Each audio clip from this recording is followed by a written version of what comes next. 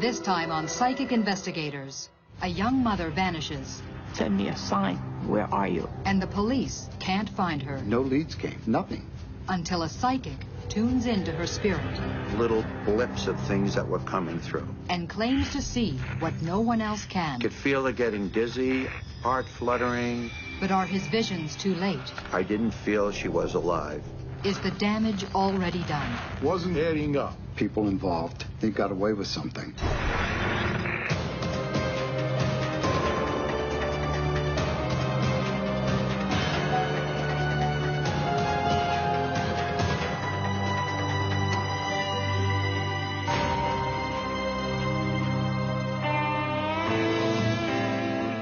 In the shadow of New York City sits Sayreville, New Jersey. Once an industrial powerhouse, by 1996, a bedroom community.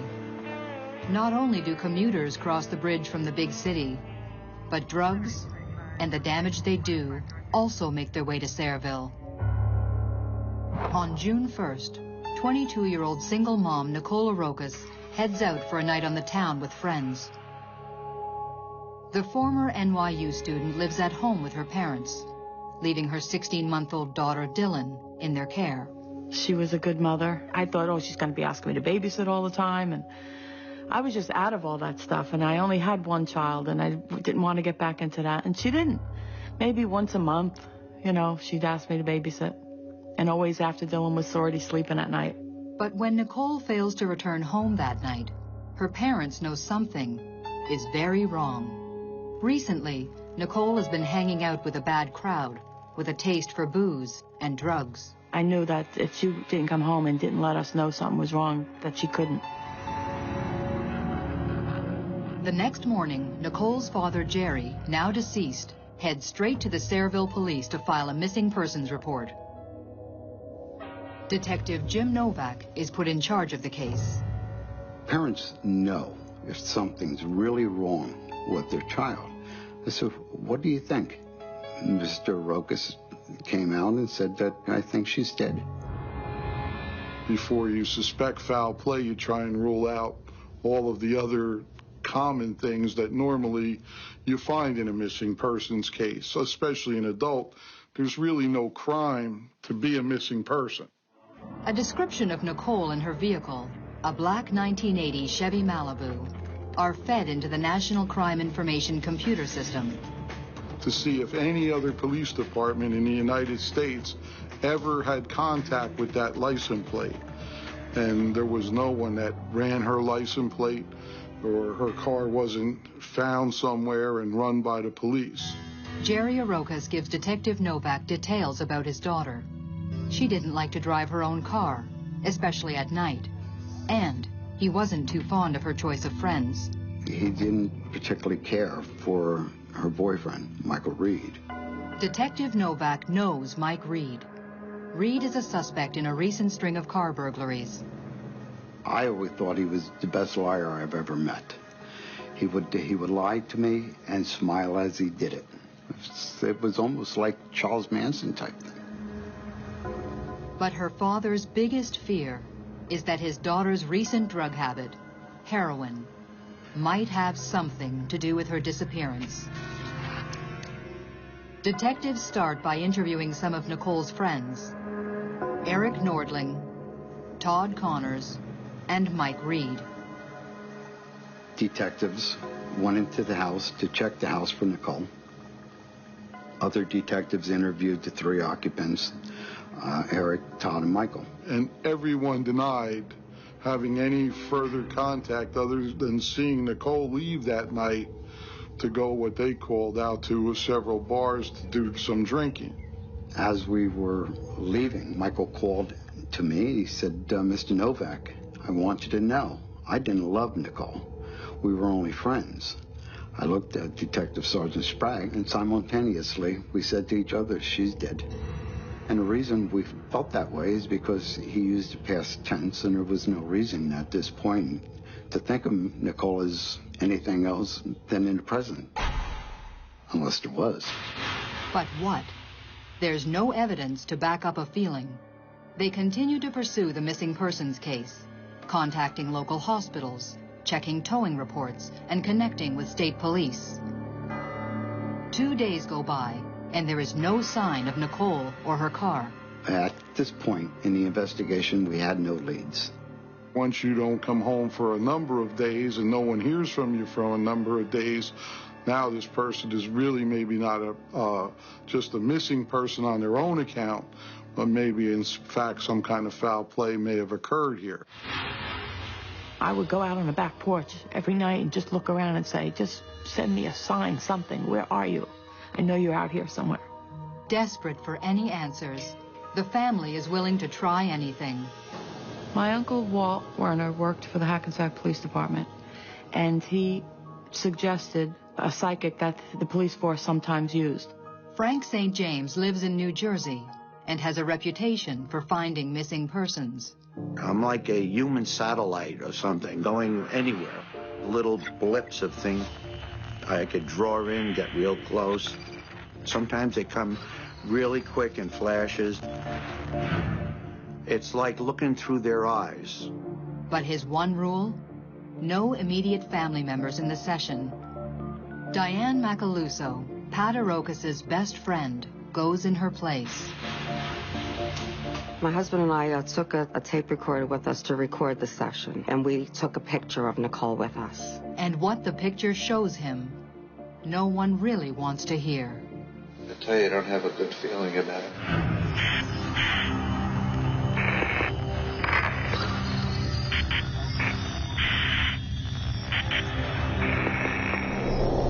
She did expire sometime Sunday morning.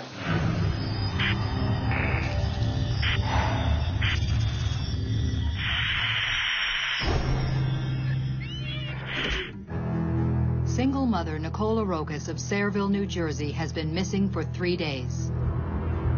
Psychic Frank St. James says she's dead. She did expire sometime Sunday morning.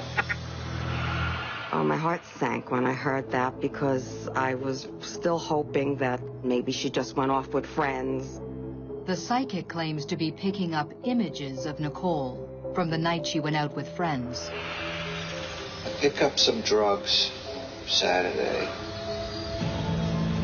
The turnpike is off of there on one of those little side roads.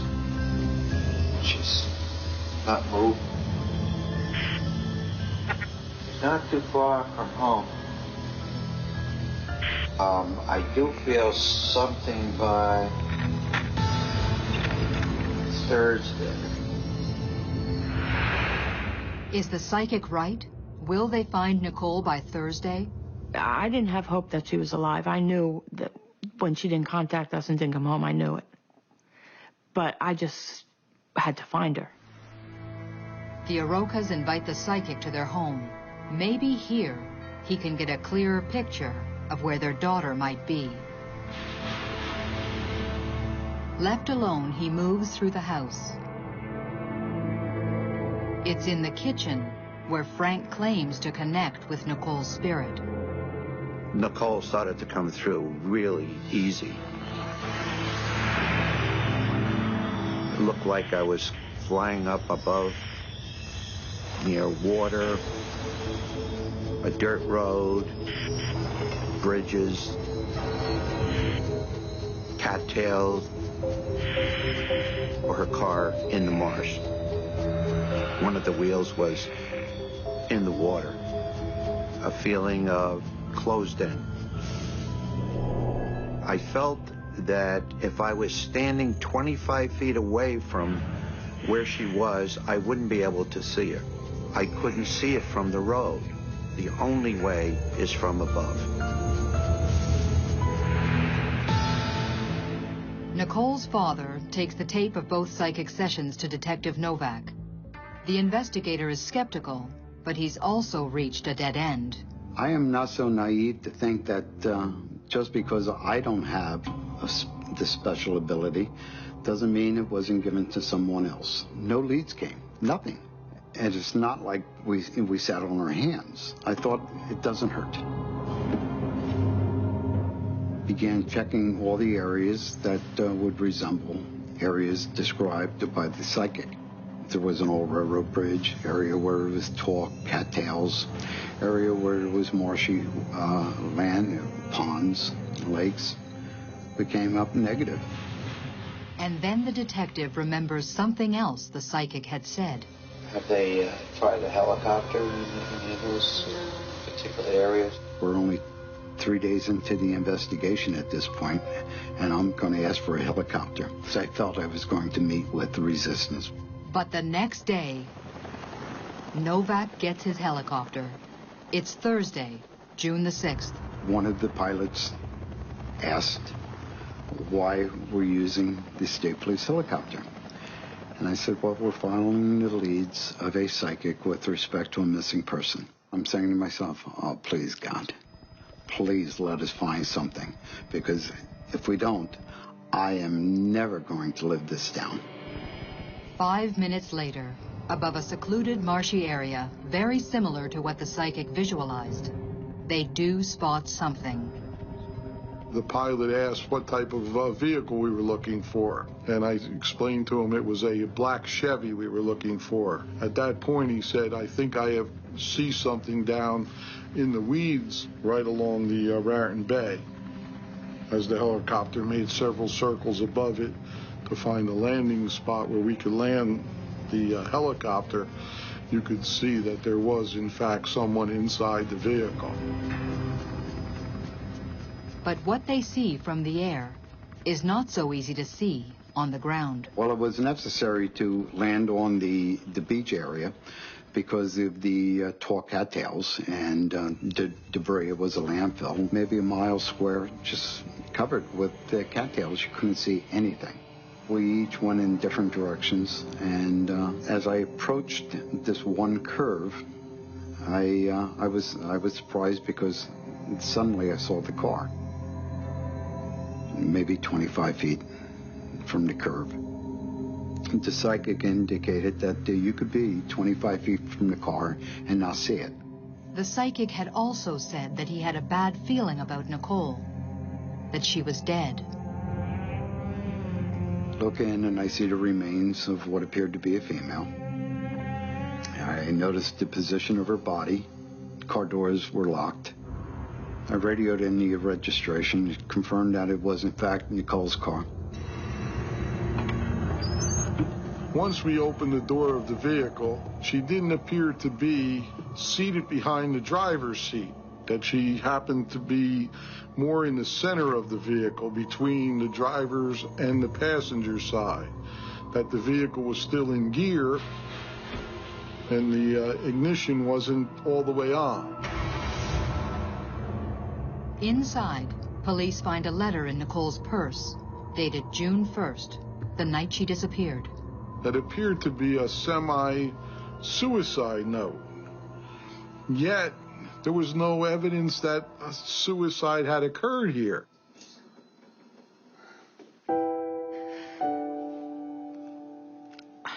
I remember being happy that they found her. But it was like I wanted to pass out and I couldn't. I was like halfway, but you know. My heart just ached for Pat and Jerry and Dylan. The autopsy finds the cause of death acute morphine toxicity, a heroin overdose. The county prosecutor rules her death a suicide, but was it? It didn't make any sense to me that she would do that. It doesn't add up for the detectives either. First, there's Nicole's letter found in her purse. The ink on the date was a different color than the body of the letter, and I thought that was strange. Her mother confirms that Nicole often recorded her feelings, however dark. Nothing that went through her mind wasn't written down somewhere. Because she was living a dangerous life, and in case something happened, she wanted to make sure that people knew things, especially Dylan. Then, the location of the car. And I kept in mind what Nicole's father had told me. She didn't like driving at night, and she would have to drive over discarded railroad ties and roofing material that was discarded in the area. There was no way that Nicole drove herself to this particular location, especially at night. Somebody had to have driven her car there. And some of the things that really stood out were what wasn't there. No drug paraphernalia, there was no needles, no syringes, other than a ligature on the floor. And then Detective Novak remembers what the psychic said on the tape. Nicole was not alone when she died. There's at least 2 or 3 of them. They were there. They know what happened. There was more to this than suicide.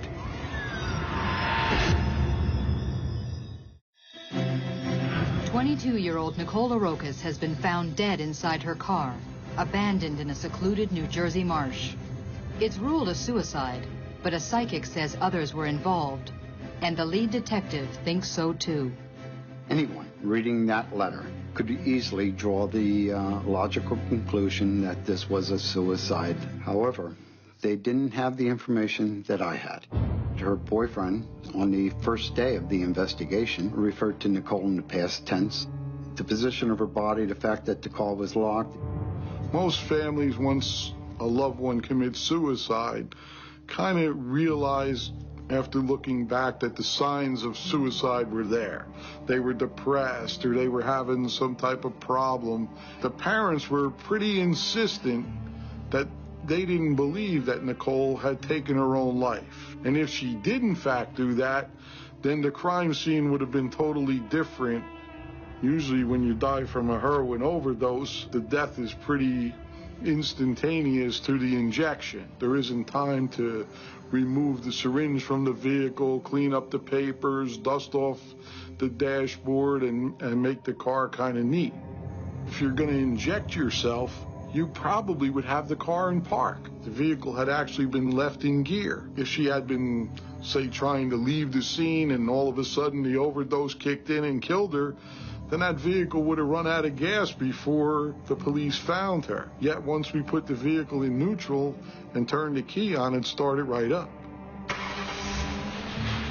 The suicide note was folded up in her pocketbook. You would probably leave it out in the vehicle. So everything that seemed to be a suicide just didn't seem to be adding up. If she didn't commit suicide, how did she die? Novak suspects Todd Connors, Eric Nordling, and her boyfriend, Mike Reed. Couldn't imagine why people I suspected would do such a thing to a friend. For the detectives, there seems to be only one answer. Under New Jersey law, if you cause someone's death by giving them a narcotic, it's technically a homicide. I brought in the people involved. Got nowhere. The case is officially closed, but for Novak, it's still open. Sometimes it's better to take a step back, let the people involved come to the belief that they got away with something, and they begin to talk and tell friends. Over the next 3 months, his strategy starts to pay off. Just as much as I was repulsed by what had happened to Nicole, the friends of Eric, Todd, and Mike Reed were just as repulsed, because we began getting information through informants with respect to what is being said. Mike Reed shot up Nicole, and she OD'd, and he dumped her out in the landfill. That information wouldn't have been admissible in court because it's hearsay. To have any chance of charging Mike Reed, they need confessions from the people who were with Nicole when she died. They keep waiting. After the call was processed at police headquarters, it was parked outside for the longest period of time. And every time I left police headquarters, I would look over at the car and I would say, "Come on, Nicole, help me out here." I repeated that probably 100 times. For the next 3 months, the case eats away at the detective until one December night. I was serving warrants at an apartment complex, totally unrelated to this, and I find this necklace. It was a child's necklace, the name Nicole. Although it's not Nicole's necklace, the detective sees it as a sign. And I thought, this is Nicole's response to me.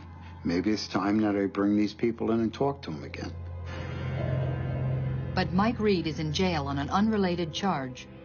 So Novak brings in his friends, Eric Nordling and Todd Connors. Eric was the first one to go in because we felt he was the weakest link.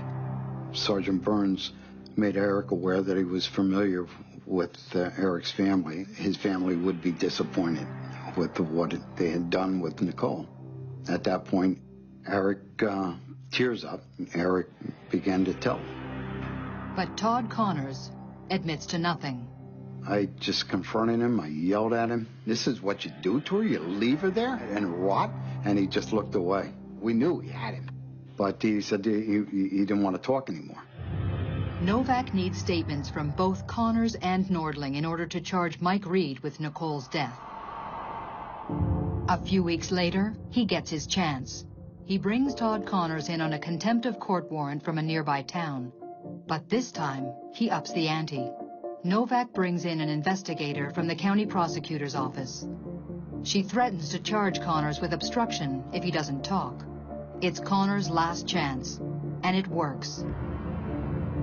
Todd finally corroborates what Eric Nordling has already admitted, and what the psychic saw 6 months earlier, that Nicole was not alone when she died.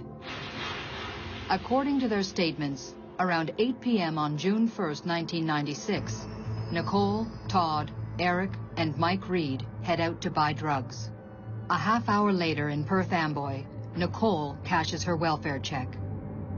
At 9 p.m. in Newark, Mike Reed buys heroin. At a rest stop off the Garden State Parkway, Eric and Todd shoot up.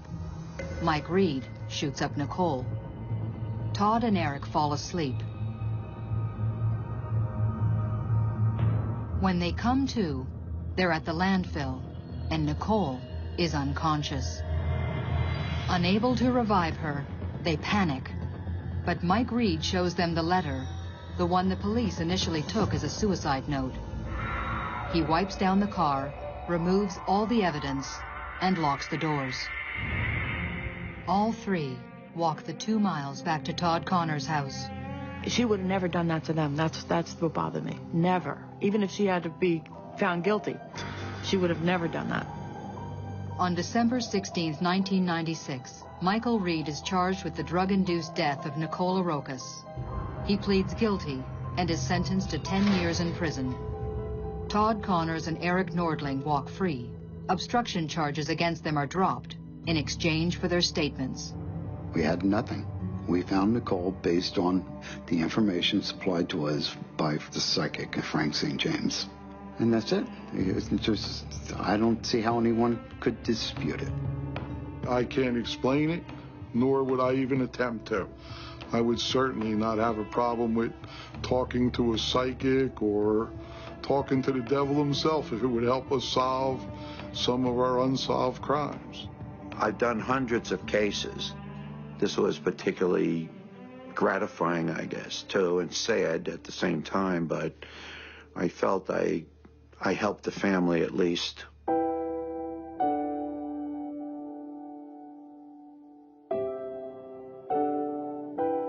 Nothing goes right forever. There's no closure. You never see them again. She didn't have a normal funeral. None of it was the same. Everything was messed up.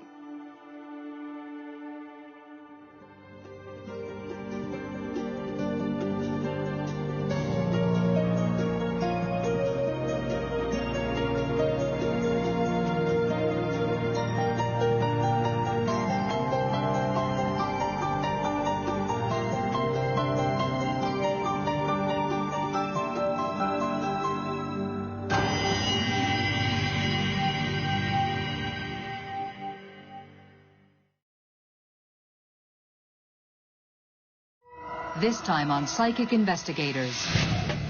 When a college student vanishes, everyone's looking. None of her friends had any information, had no idea where Kim Antonakis was. Then, a psychic sees a twisted plot. I knew there were men. I knew they were waiting for her. I could feel the ropes. And says she's in grave danger. They say she played in the sandbox that she didn't belong in.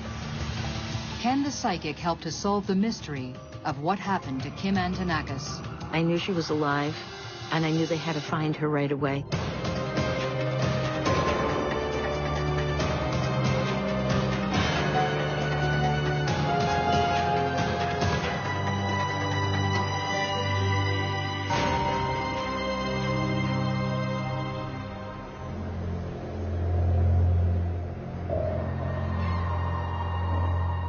Brooklyn, New York. In 1995, the borough suffers more than its fair share of the city's long tradition of crime and violence. A place where sometimes innocent people get hurt. It's nearly 4 a.m. on March 1st. After a night out in Manhattan, 20-year-old college student Kim Antonakis drops her friend, Liz Pace, at her apartment in Canarsie. Then drives a few blocks to her own apartment. Later that day, Kim's dad gets a call. Kim is a no-show at her part-time job. It's totally out of character. Tommy Antonakis immediately calls Kim's friends. No one has seen her. Tommy came into the precinct shortly after not being able to get in contact with his daughter. I think it was about a day. And he had come into the 69th precinct in Canarsie to make a missing persons report. Generally, the police wait 24 hours to investigate a missing person. But this time, they move fast. I don't know. Something just said, run with this one. I don't have a good feeling about this case.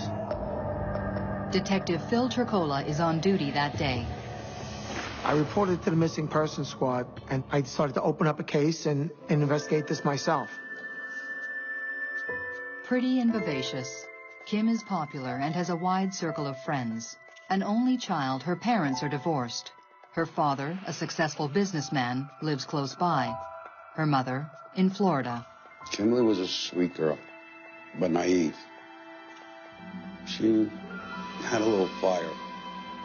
She was a lot of fun. She was. She had a good way about her. She had a generous heart. Detective Turcola suggests Tommy check Kim's parking spot for her car. And then he called me, and he says, I think you need to come here. I found something.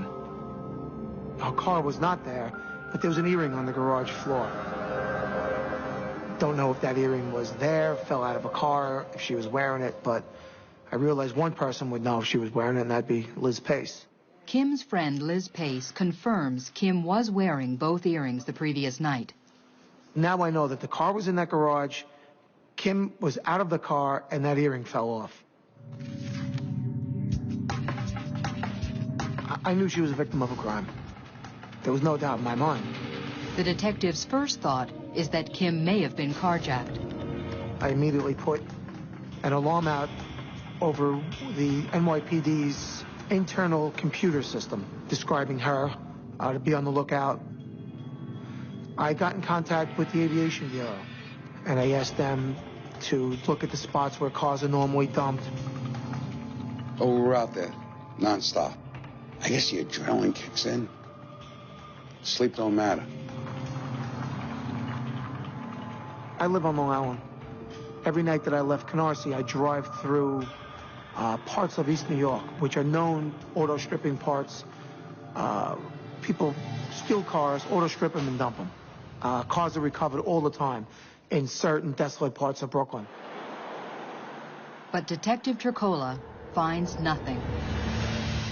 Later that day, when Kim's father arrives home, his answering machine is flashing. But there are no messages. Curiously, someone has phoned and hung up twice. The police check morgues and hospitals. Nothing.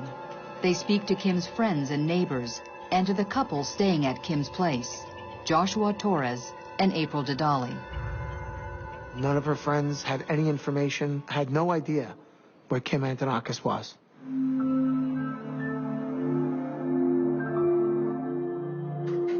2 days pass with no sign of Kim. Her mother, Marlene, arrives from Florida. A family friend suggests that Marlene sees psychic Ellie Crystal.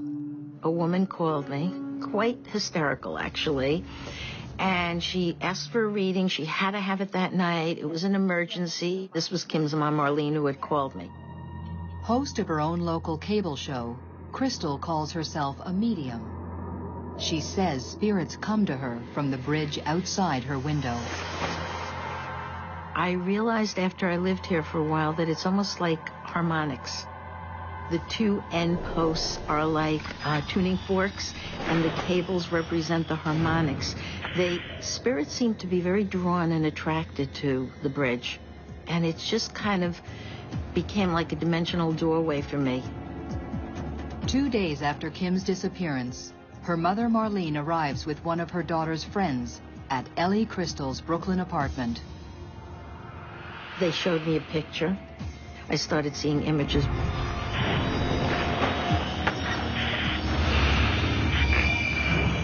I knew she was alive, and I knew they had to find her right away.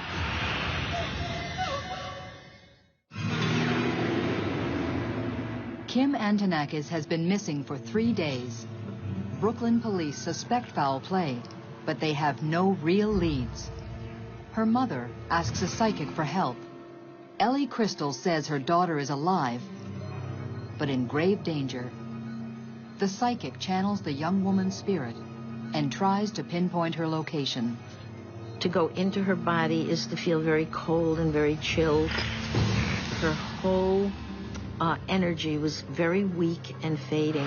I felt she was dehydrated, she has not eaten, and that if somebody didn't find her very soon, she would die. Ellie Crystal says she can see what the police already suspect, that Kimberly has been abducted. I feel that she made an attempt to escape, but they got her. You could feel that, you know, she had been taken as a prisoner. You could feel the ropes. And there was definitely this feeling of being tied up. I also felt that whoever was involved in this abduction knew her very well. I knew they were men. I knew they were waiting for her.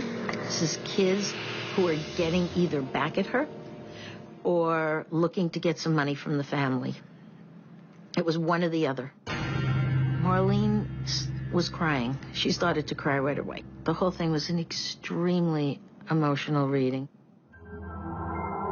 Before the session closes, the psychic has one more cryptic clue. The letter J was a letter that came to me at the time. I saw it as children would write their letter J. It was connected to the person who had taken her. It came as a male and young and Brooklyn. Marlene promises to pass on the paranormal clues to the police. But first, back at Kim's apartment, friends and family have gathered to listen to the psychic's tape.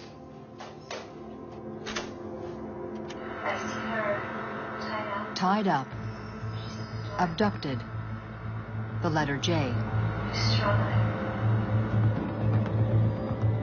Suddenly, Kim's roommate Josh Torres and his friend Julio Negron jump to their feet. They say that they're going out to search for Kim.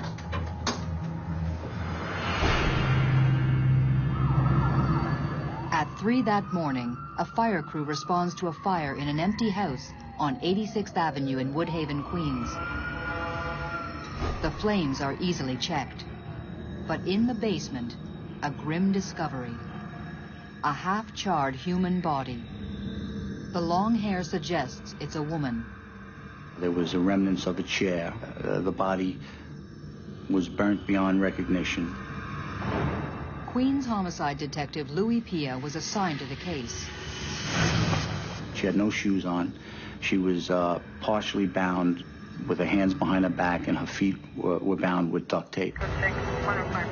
Arson investigators established the fire was set intentionally with gasoline. The coroner's report reveals the woman was burned alive.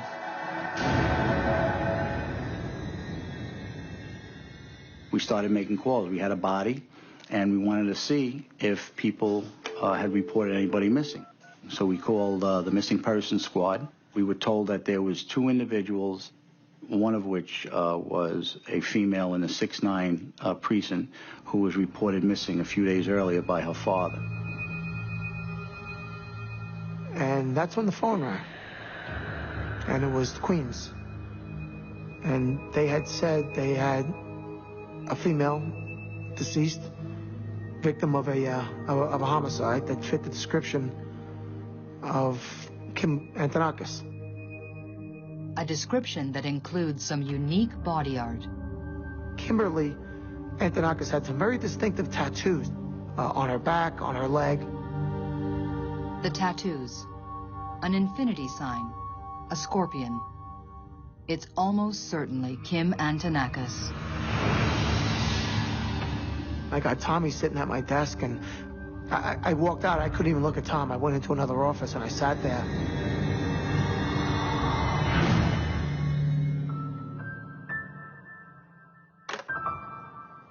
My week came to a screeching halt.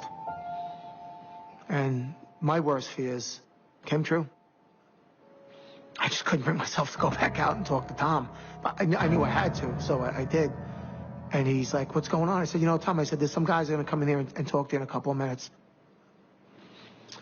That was it. My case ended.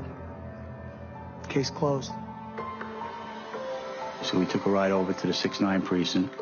It was very difficult to tell him that we had a body that was burned beyond recognition, and we're going to need dental records to positively confirm that the individual was his daughter. A missing person case is now a homicide investigation.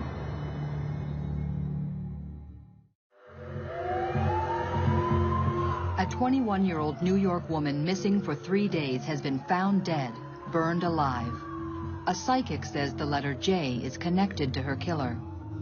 When the brutal crime hits the headlines, even jaded New Yorkers are outraged. Your mind starts playing games. You get angry. You want to look for the people that did it. They tied her up in this cold basement, totally dark, and just left her there. Pete Donahue covers the story for the New York Daily News.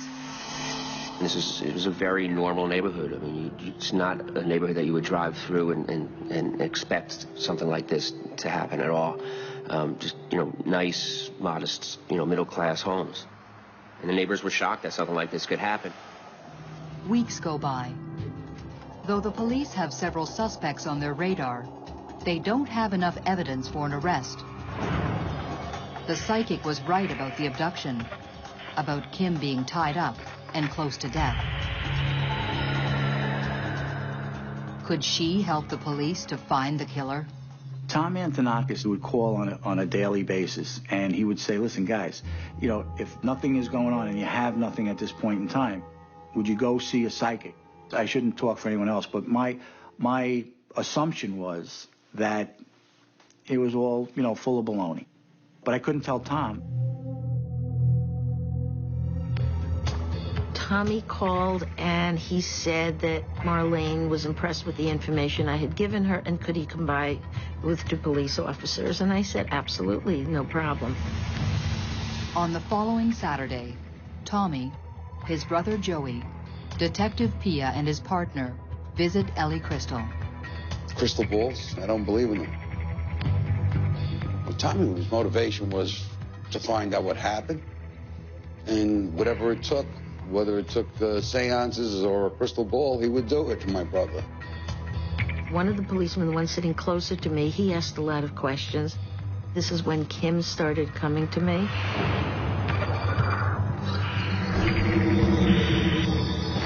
She told us that there were 4 individuals involved in the homicide. She said that she saw the letter J as being the first letter of the names of the individuals involved. She kept seeing the letter J. The letter J resonates with the police. Joshua Torres, who is temporarily staying with Kim with his wife and baby, is a suspect, as are his friends Jose Negron and Julio Negron, who despite their names are not related. Another friend of Torres, Nicholas Libretti, goes by the street name Little J. 4 suspects, 4 men whose names start with J, one of whom was living in Kim's apartment. What do you look for? Justice? Vengeance? So many things go through your mind. I mean, this was front-page news. It was shocking and puzzling, and it was very difficult for people to come to grips with what happened.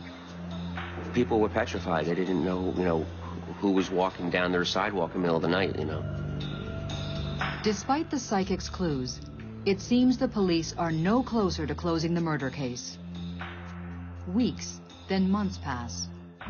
Then, on September 6, 1995, 6 months after Kim Antonakis disappeared, the police catch a major break. Friends of Joshua Torres, the guy who was temporarily staying at Kim's apartment, say he's been bragging about her murder.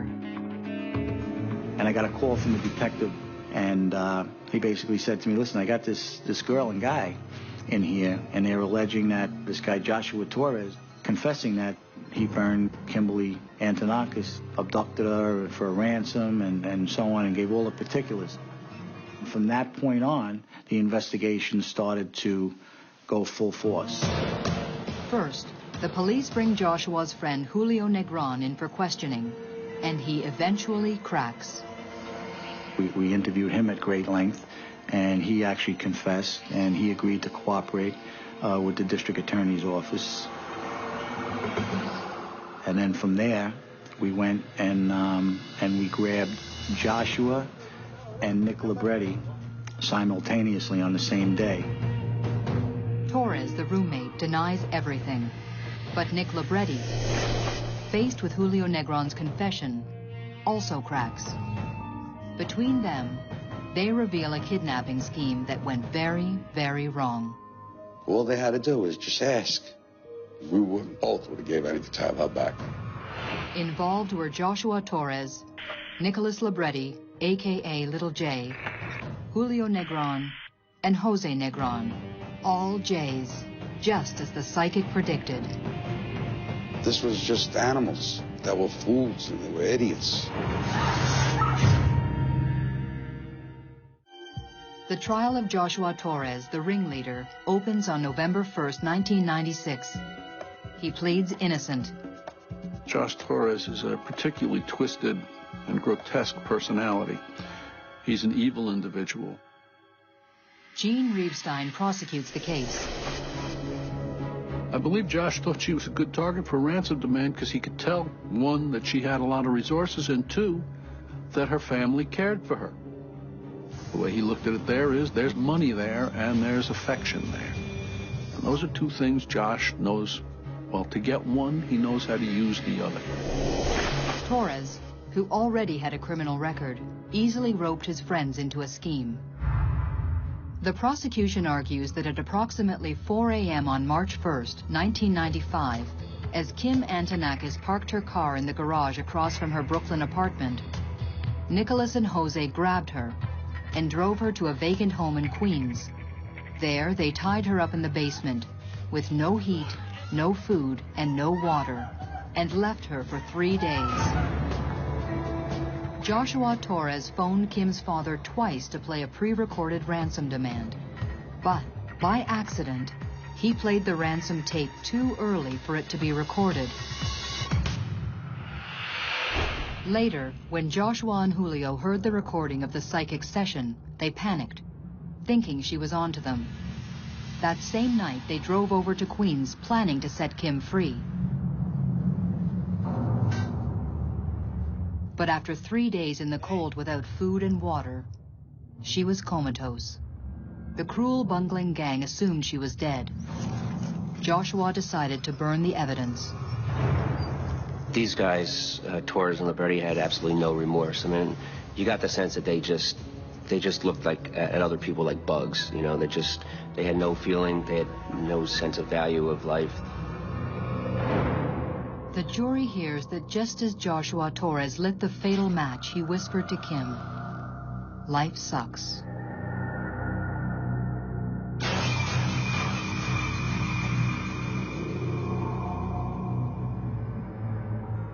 Despite the evidence, Joshua denies all the charges, but the jury thinks otherwise.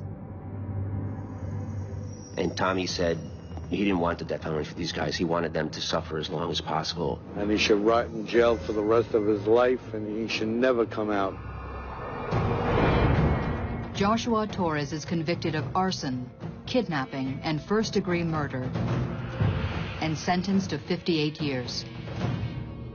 As for Nicholas Libretti, or Little J, He's also sentenced to 58 years, but dies in prison of AIDS less than 2 years later. A year later, in November 1996, Julio Negron is sentenced to 6 years as an accessory because he did nothing to stop the crime. Jose Negron never gets to trial, as in June 1995, he was gunned down on a street in Queens. From the beginning, the psychic seemed to key in so clearly to Kim and her killers. One of the things from Ellie's reading that I was present at that was astonishing was that she was right on the money with the letter J. I mean, you had Joshua, you had Julio, you had Jose Negron, okay? And you also had an individual that we were looking at in the investigation that was known as Little J. I think there are psychics out there that are good at what they do. I think they do have that extra sense. It's kind of like an enhanced gut feeling. The last time I saw Tommy, he told me that everything had been taken care of. There was a feeling with Tommy of completion, that whatever this whole scenario was that involved his daughter's kidnapping and murder and the capturing of the criminals, it had come to a conclusion already. It was over. After that, I knew I wasn't going to see Tommy again.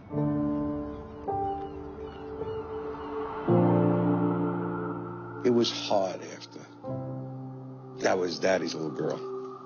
100%. She had him wrapped. Can't put it any better than that. That was his heart. Tommy went to Kimberly's grave regularly. I mean, he went there on her birthday. He went there on holidays. He invited me to come after one of the verdicts. And he went and he said, you know, we did it, baby. We got that piece of garbage. In 2005, 10 years after his daughter's grisly death, Tommy dies of cancer. I think in the end, he felt he had nothing to live for. He died of a broken heart.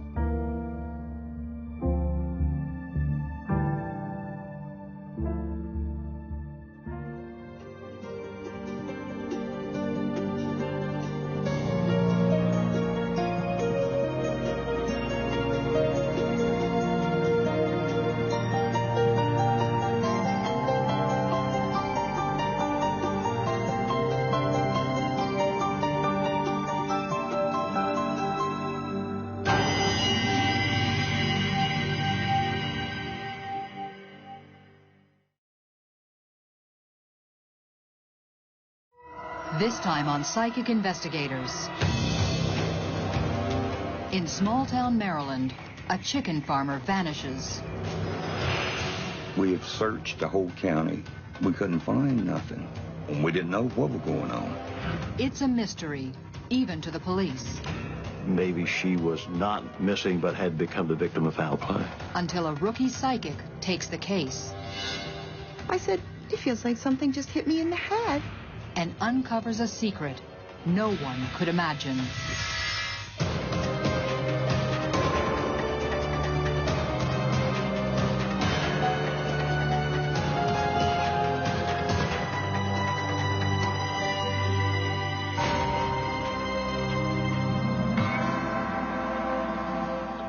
Amid the farmland of Maryland's eastern shore lies the close-knit community of Berlin.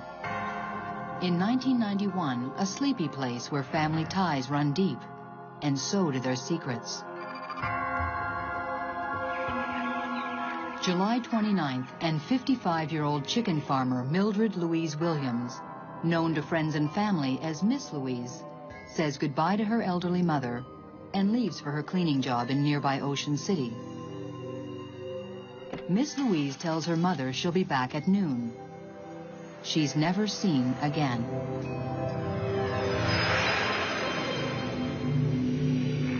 Miss Louise's brother and sister-in-law, Robert and Nettie Moxley, will never forget that day.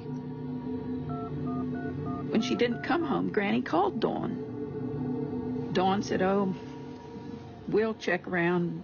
She's probably gone somewhere running around, Mom. Don't worry about it. Dawn is Miss Louise's 32-year-old daughter who lives nearby with her son and her husband, Billy.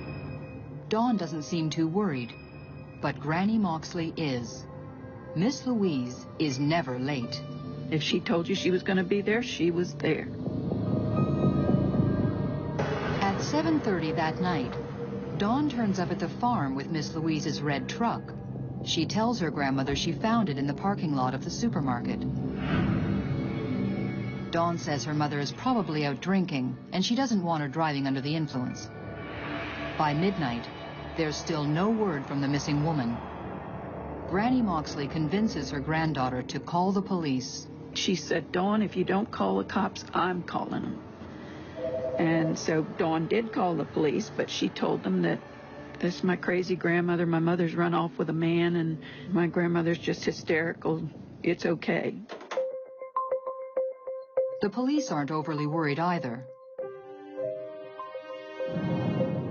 Miss Louise is a recent widow, fun-loving and someone who likes to party. She played. We all do. She loved to drink once in a while. Everybody remembers parties with her. She was always joking around. But Miss Louise's siblings believe something is wrong. The day she went missing, a family vacation was planned. And Miss Louise never misses a party. I know it wasn't like my sister to take off, like that, 2 or 3 days without calling. 2 days after she vanished, the Moxley siblings, Dale, Robert, and Nettie, head to Berlin to see what they can find out about their sister. The first thing they notice is the truck that Dawn drove home from the grocery store. And the vehicle had just been washed, they say. It was so clean. It said to me something was wrong there. In Miss Louise's house, another clue that something is not right. She had a safe in there with a lot of money in it. The safe was open and wasn't no money in it. News of an empty safe is enough to get the police over to the farm, but not enough to change their mind about Miss Louise. I was pretty much convinced at that point in time she may have been with someone and been off drinking, so forth. Trooper Paul Frick worked the missing persons case. So at the point, we didn't have any reason to believe anything other than the lady was missing due to her own reasons rather than foul play. But the police do issue a missing persons report across the state. Sergeant Bill Gordy worked the case from nearby Wicomico County. I was aware of the case. It had gotten quite a bit of notoriety, and we had had a small role in just tracking down leads of potential sightings and that sort of thing. But every lead comes to nothing. The Moxleys take matters into their own hands. We called hospitals. We called nursing homes. We walked the woods. I think we have searched the whole county, but we couldn't find nothing. We didn't know what was going on. It seemed like I wanted to just turn everything upside down just to find her, but you couldn't. You just kept running into dead ends. Dawn and Billy even appear on television, tearfully asking viewers for any news of Miss Louise. Please come home or call. Yeah. Right there. A few days after Miss Louise disappears, her brother Dale Moxley stumbles on a magazine story about Deborah Heinecker, a Maryland psychic. She has been praised for locating Vader, a search and rescue dog gone missing from the Canine Police Unit in Montgomery County. Dale calls the family immediately. And I just said, maybe this is how we could, get some help here. Deborah Heinecker, a former computer programmer, is new to the world of psychic investigation. I can focus on a subject or something that belongs to the victim. That's when I start to get the pictures, or sometimes I will hear sounds. I will allow myself to be the victim so that I can get a better picture of exactly what happened to them in their final moments. The psychic agrees to come to Berlin, but first, she asks the family to send her a photograph of Miss Louise, along with some of her personal items. I started to tune in, and the numbers 335 came to me. I saw a white horse. It also came to me that Miss Louise was getting ready to go on some sort of vacation. I clearly saw a building, and I made the angle of the metal roof. 3 days later, when the Moxleys pick up the psychic at the airport, they're not prepared for what she asks them. I read the numbers and I said, "Do these numbers mean anything to anyone?" She said 335. My brother-in-law said that's Don's and Billy's address.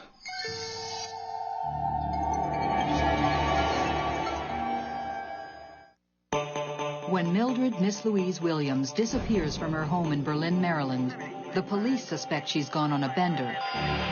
But a psychic sees a set of numbers, and that arouses suspicion. She said 335. That's Don's and Billy's address.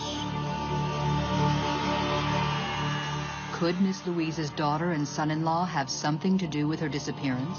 They had got in a fuss 2 weeks before because Louise had told him that she had changed her will. Dawn and Billy had recently stopped Miss Louise from seeing her grandchild. In retaliation, Miss Louise threatened to disinherit them. After my sister disappeared, Billy Warren would never look me in the eye. Deep in your hearts, you have a funny feeling. With Dawn and Billy present, the Moxleys say nothing. But what about her other visions? The vacation. We planned a family reunion in North Carolina for a week. Every one of the Moxleys were going to meet. We were all going to, go on vacation. But the white horse and the metal roof are a mystery. The Moxley siblings drive the medium to Billy and Dawn's farm, the very address she saw in her vision.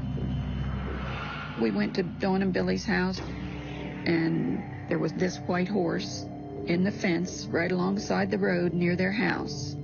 It was spooky. Still unaware of the siblings' own suspicions, the psychic becomes uneasy as she nears the house.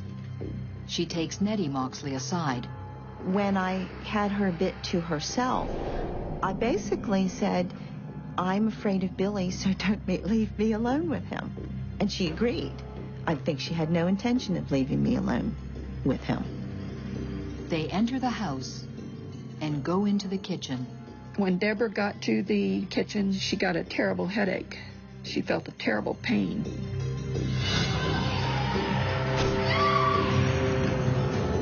I said, "It feels like something just hit me in the head." I think she creeped Billy out. She worried him a lot. I started feeling as if Billy and Dawn didn't want me in their house.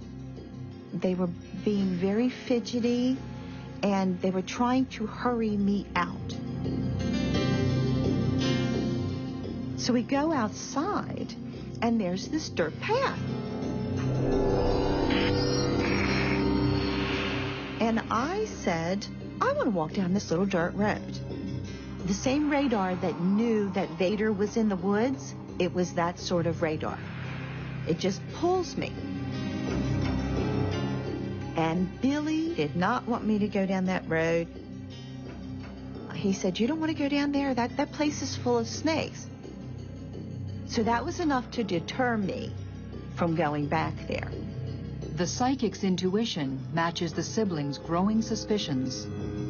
They believe Billy and Dawn are hiding something. But what?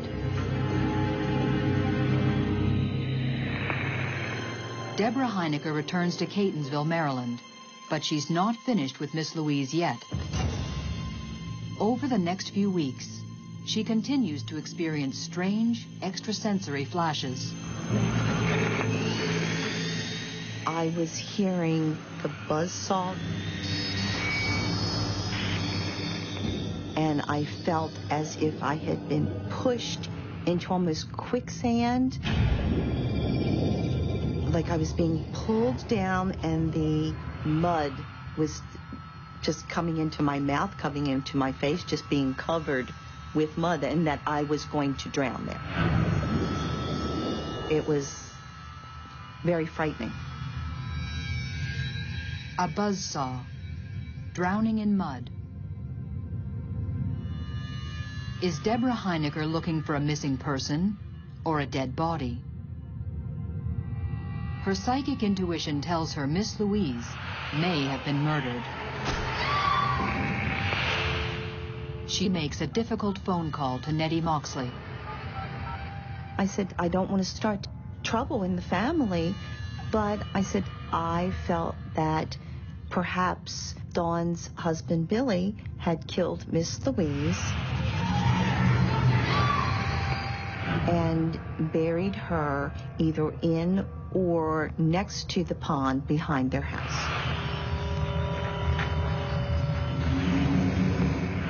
Her response was that they believed that also, but they needed me to help them prove it. But proving it is easier said than done. Billy is an upright, church-going member of the community, not your typical murder suspect. Mr. Warren had a stable and positive life. He had a nice job, a home, a family. The Moxley siblings pass along the psychic's unnerving visions to the police, but they fall upon deaf ears. They still believe the most likely scenario is that Miss Louise has run off with a drinking buddy. I've never believed in psychics. I've never believed in the supernatural. I've only ever believed the living are the people that can hurt you, not the dead. People that say they can tell you things that have happened or are going to happen, I just never had much faith in that. As the weeks pass, the psychic and the Moxleys increasingly think Miss Louise is dead, and Billy is the killer. But without a body or hard evidence, they can't persuade the police to ramp up the investigation. You can't arrest someone on a whim or what you think happened. You have to be able to prove what you're accusing someone of. If that's the case, as I felt at the time, but couldn't prove anything more, I couldn't in good conscience do anything different than what I was doing. I didn't have enough evidence. The police won't forge ahead on the word of a psychic, but Miss Louise's family can, and does. She just made our search even stronger. She made our will stronger. And it just gave us extra strength as a family to go search even harder. 3 months after she vanished, the case is given new life. Sergeant Bill Gordy is transferred to the Berlin Police Department from nearby Wicomico County. My gut told me that there were elements of the investigation that needed to be refocused, and that maybe she was not missing but had become the victim of foul play.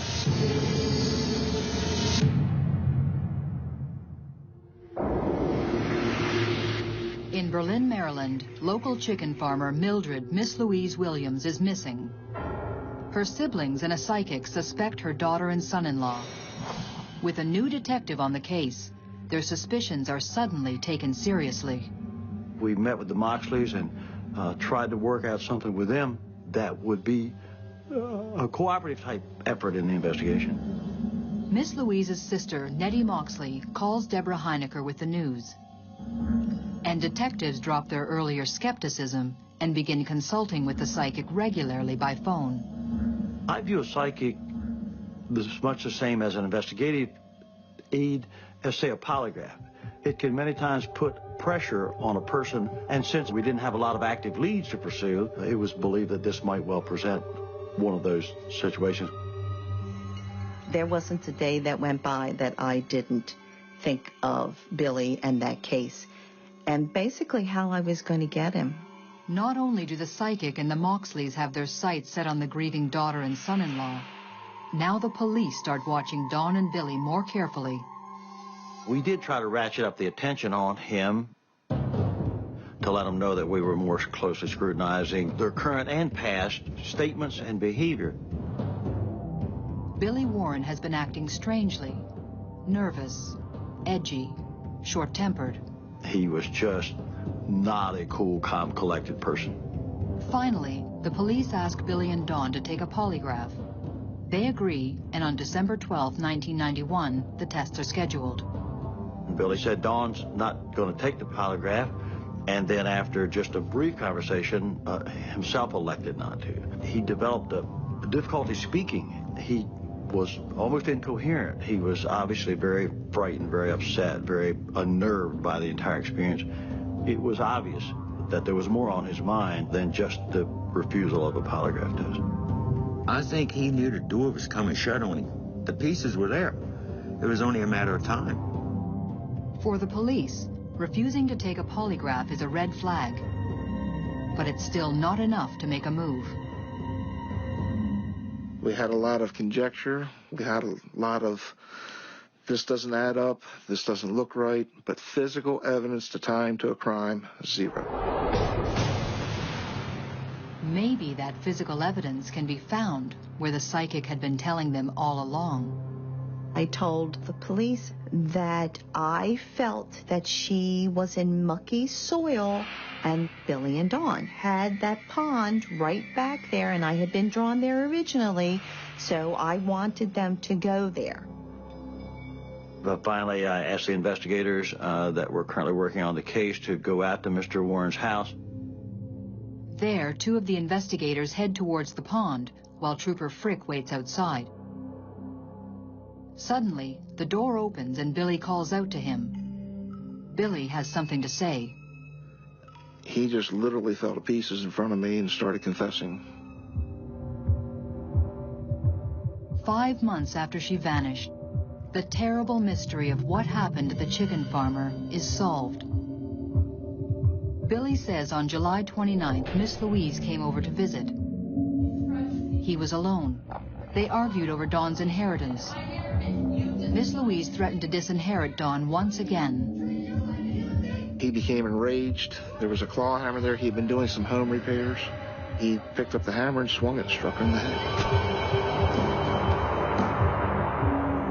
He says she fell, and he tried to get her off the carpet pretty quick. He didn't want her to mess the carpet up. He buried Miss Louise in the mud next to the pond behind his house, washed her truck, and drove it to the grocery store parking lot. It was meant to be found as though she was there and left it, like meeting someone. Later, when the psychic nearly stumbled on Miss Louise's burial spot, Billy panicked, dug his mother-in-law up, dismembered her with a buzzsaw, and reburied her under the floorboards of his woodshed. A woodshed with a slanted metal roof. Billy goes on to say that his wife had no knowledge of the crime.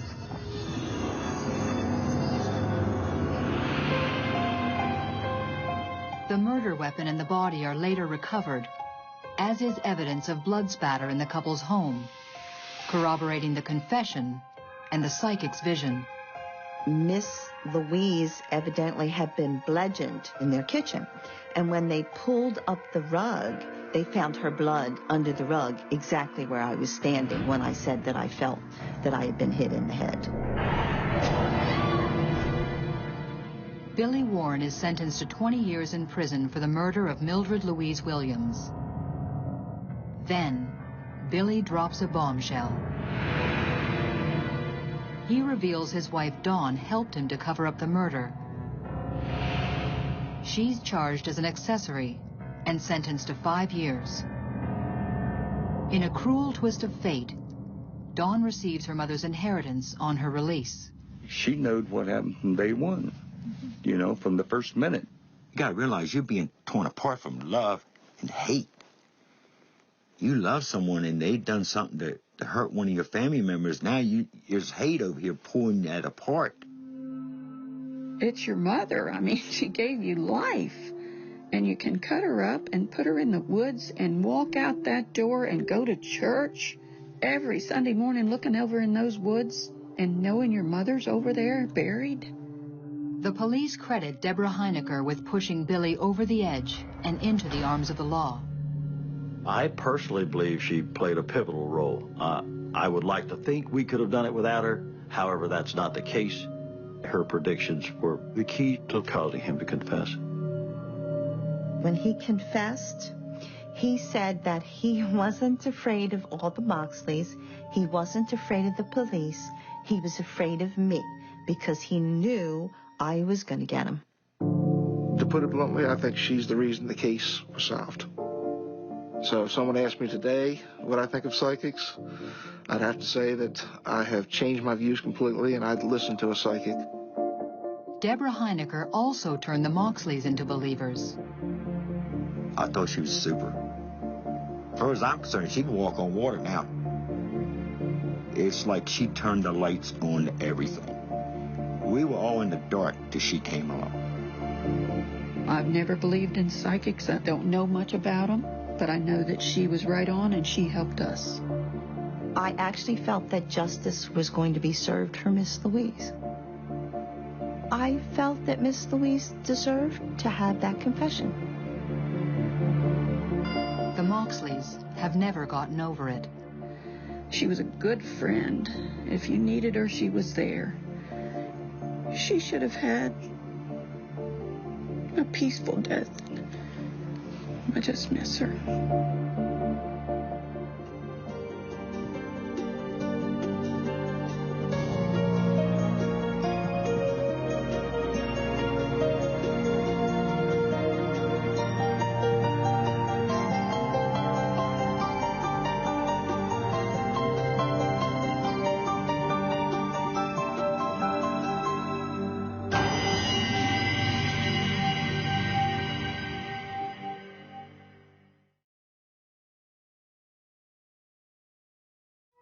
This time on Psychic Investigators.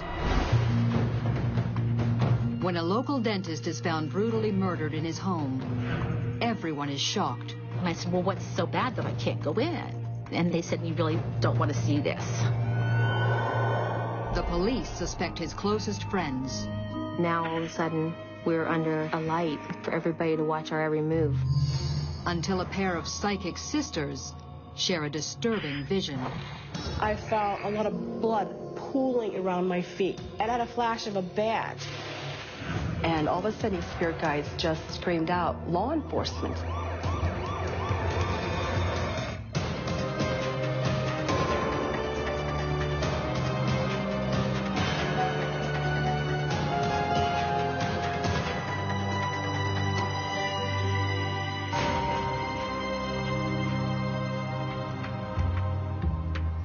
Blairsville, Pennsylvania, an hour's drive from Pittsburgh.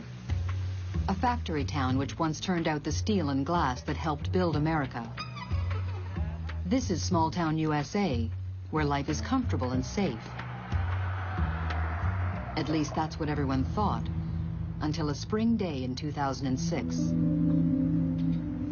On the afternoon of April 13th, a teenage boy makes a shocking discovery at his next-door neighbor's house.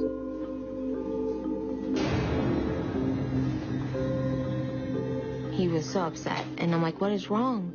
What is wrong? I thought maybe Zachary got hurt or what have you. He's like, you have to come now. It's John. He's dead. Melissa Hughes' neighbor is Dr. John Jelinek, a local dentist. She immediately calls 911.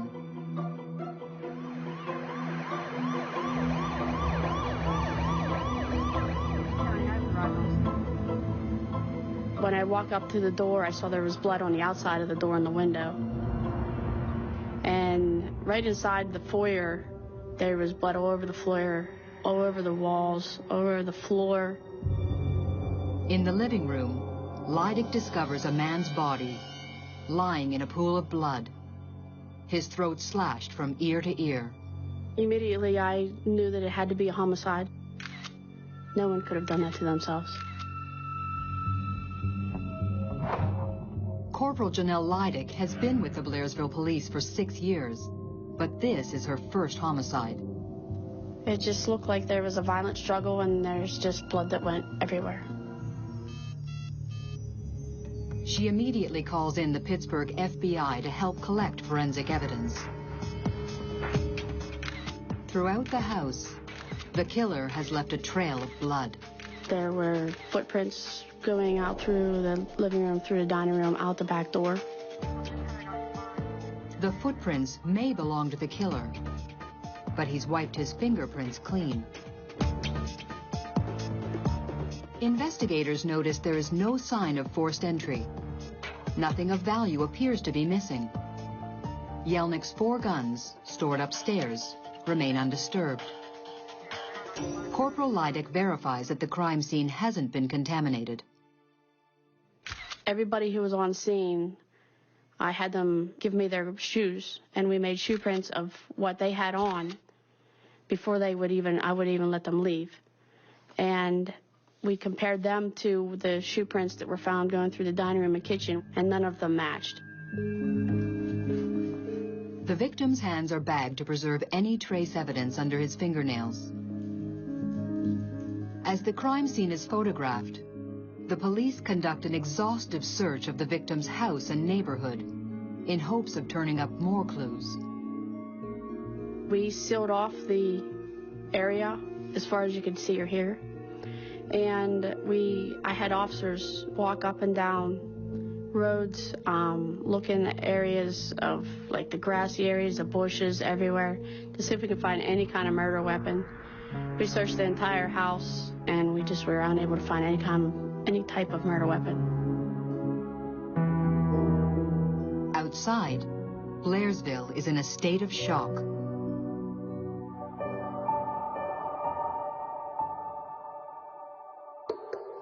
The word had already started to get out, and people were coming to find out what was going on. One of those people is the victim's cousin, Mary Ann Clark. And as I got to his house, I asked, I wanted to go in. And they said, you can't go in. And I said, well, what's so bad that I can't go in? And they said, well, he's been murdered, and you really don't want to see this. Melissa Hughes, John's next-door neighbor, has been his friend since the 9th grade. He was an awesome guy.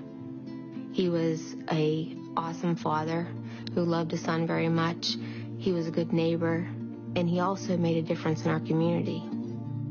John was probably the kindest, most gentle, generous, fun-loving person you would ever meet. If you met John, you loved John. John Yelenick had recently moved back to the neighborhood after splitting with his wife of 9 years. The divorce was a really bitter divorce. Every time they would get close to a settlement, Michelle always wanted something more, including custody of their 9-year-old son. But after 5 long years, Michelle and John finally agreed to a settlement. John finally saw an end to this dark tunnel that he was going through. But John never got a chance to sign the papers.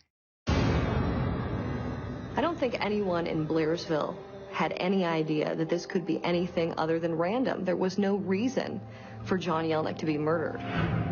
Jennifer Mealy follows the sensational story for the local television news. That's when you saw the neighbors start to lock their doors at night, something they'd never done before, keeping their porch lights on and watching things a little more closely.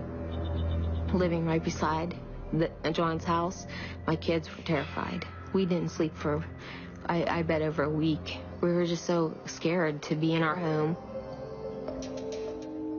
In the days following the chilling crime, the police canvassed the area. A neighbor reports hearing 2 men fighting about money in the pre-dawn hours. This casts a new light on evidence found at the scene. Evidence pointing directly at the victim's next-door neighbors, the Hugheses, the family who first raised the alarm.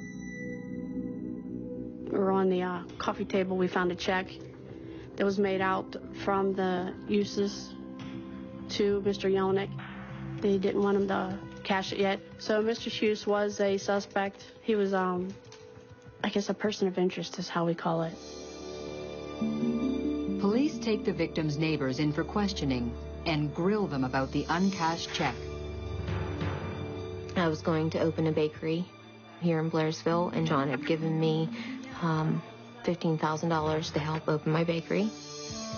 But Melissa says he asked for the money back suddenly, saying he needed it to make a tax payment. And I wrote him a check. I said, I only have $14,000 at this time, and then I'll get you the other $1,000 within the next couple weeks. The police aren't convinced by the story. Not only were we losing a dear friend of ours, but now we were actually being considered as somebody that could have done this horrible crime to him. With her husband now a prime suspect, Melissa is desperate to prove his innocence. A month after the murder, she visits 2 psychic sisters in search of answers. Hosts of a regular psychic tea party, Suzanne and Jean Vincent claim to be guided by the spirits of the dead. My psychic insights come to me in a variety of different ways. I start seeing flashes of light. I start seeing scenery and images. I might hear or taste something that would all be symbolic to what is this person all about, or what is the situation all about. And I also have a spirit guide who accompanies me during a psychic session. I see a picture of him that kind of emerges, kind of like a negative, and he gives me these images and these visions of the people that I'm trying to communicate with on the other side. Melissa tells the psychic pair nothing about the murder. And the first thing my spirit guide said to me was there was a grief cloud all around this lady. I just said, oh my goodness, your boys found a body? And she had said, yes, they did. The energy around her was saying that someone might even suspect her husband of doing this gruesome crime, of killing this neighbor. I was just simply amazed on what they could see that was going on with our family. The psychics have seen the murder of John Jelinek, but can they find his killer? Melissa just kind of casually said, well, who do you think killed my neighbor? And all of a sudden, immediately, the spirit guides just screamed out, law enforcement.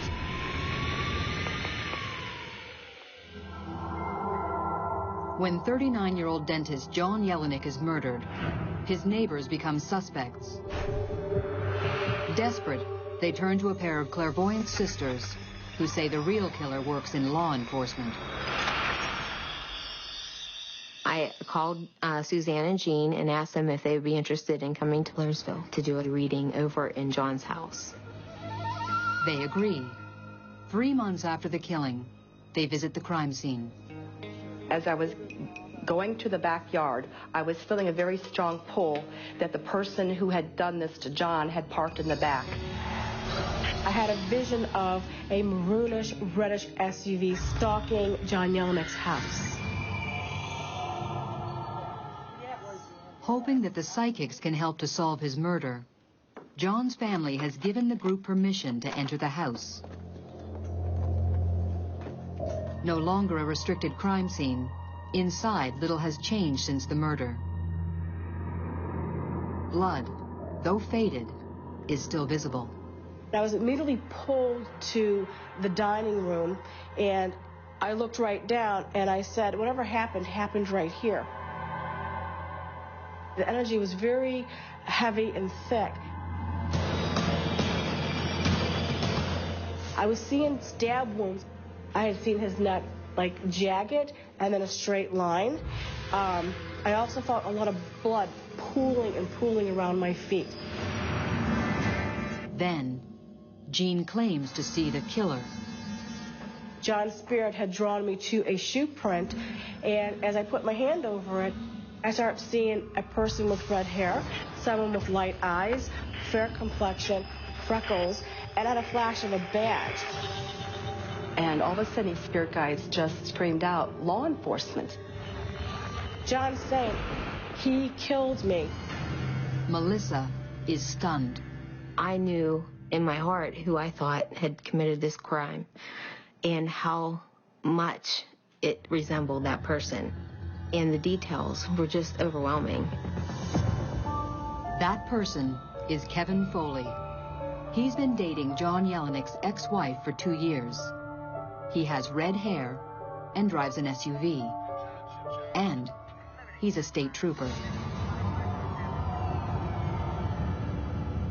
He was already the person of interest because he was the boyfriend of John Yelenick's ex-wife. But the fact that he was a trooper made it difficult to believe that even somebody would do that. But it also made me think that he wouldn't have messed up and he wouldn't have left footprints.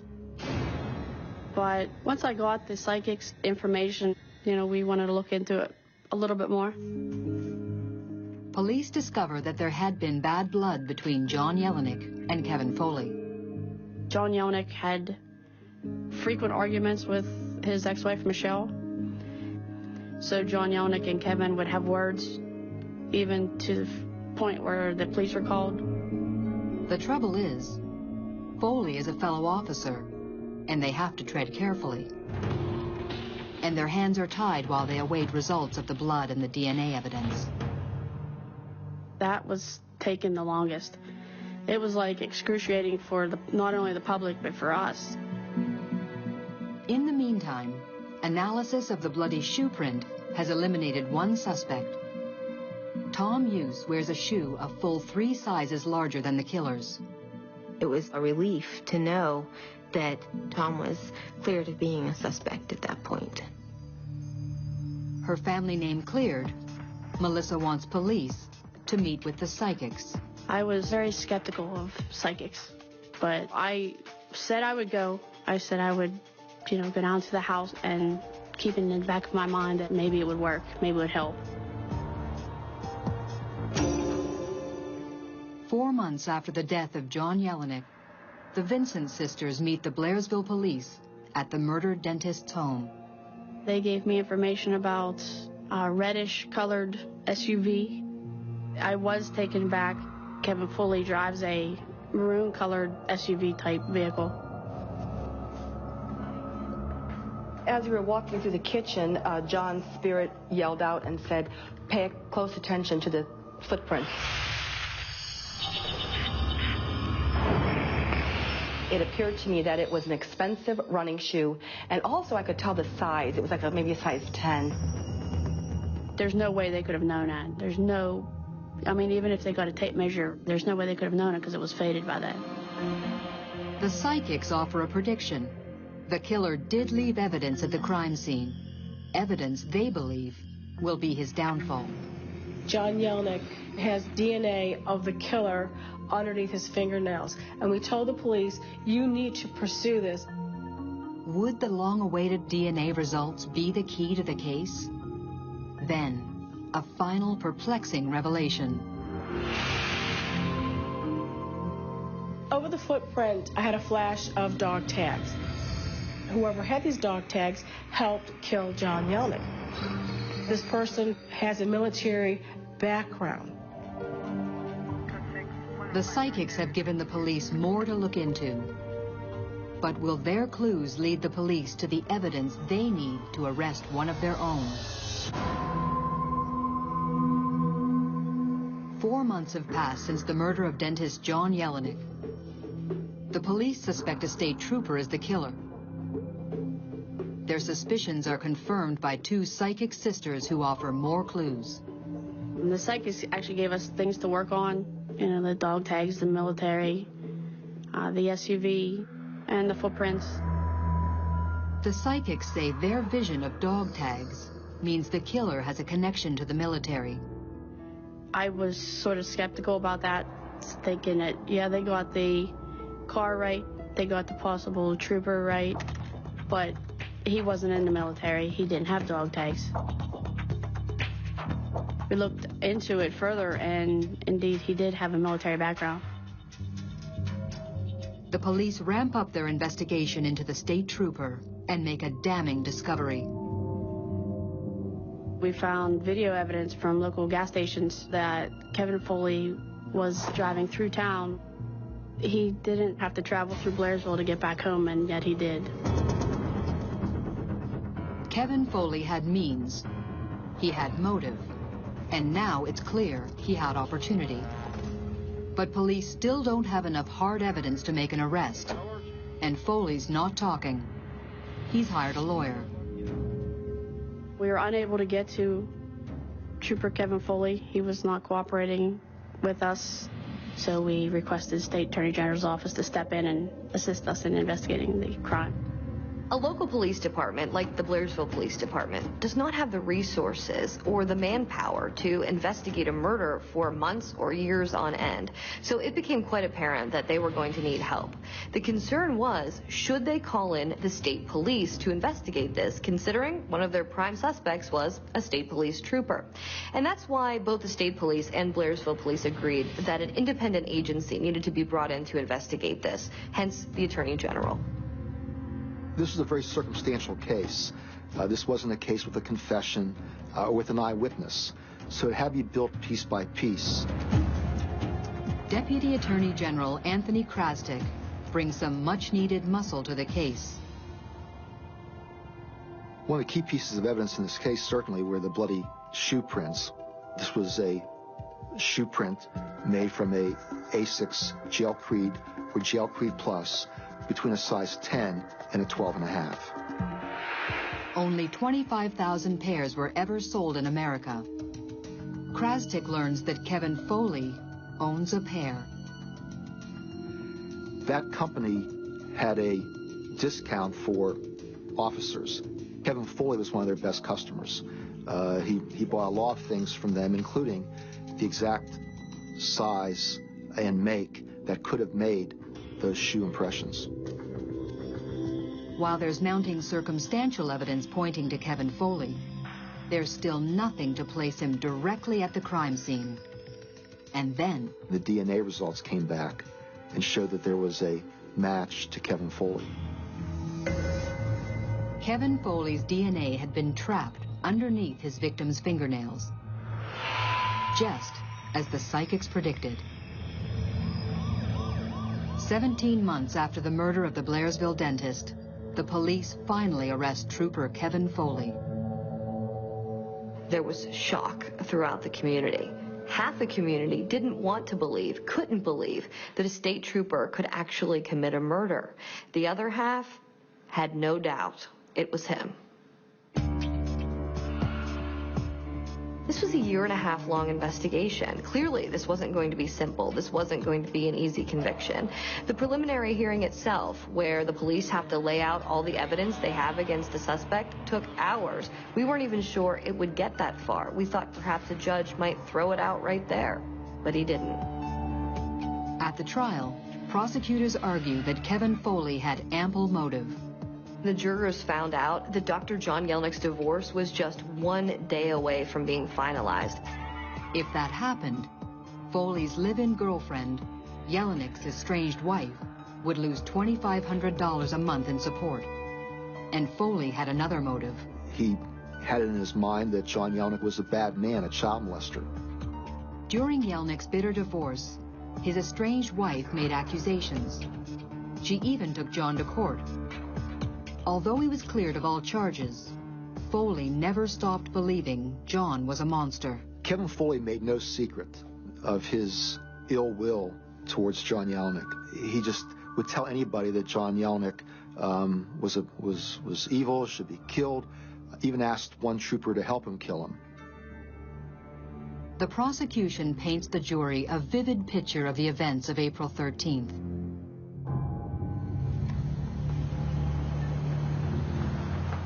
At around 1 a.m., Foley arrived at Yelnick's house and entered through the back door. You don't know what you know what I'm here for. Get out of my house. Foley attacked Yelnick, slashing him in the face and chest. He pushed Yelnick's head through the front door window, nearly decapitating him in the process.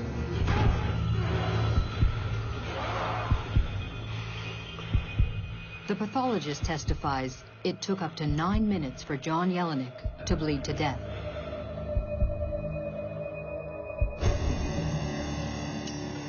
Throughout the 8-day trial, Foley maintains his innocence. But on March 18, 2009, he's convicted of first-degree murder in the death of John Yelnick. He's sentenced to life in prison with no chance for parole.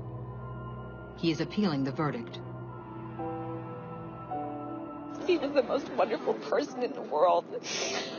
He died the most horrible death. And tonight, this is his night. We love you, John, and we miss you. We're never forgetting. For John's friend and neighbor, Foley's conviction means an end to a nightmare.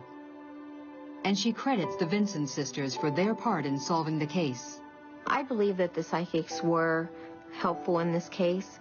I felt like it was just incredible, the information that they knew. What we wanted to do from the very beginning was to make sure that we found out who did this to our friend and make sure that justice was served.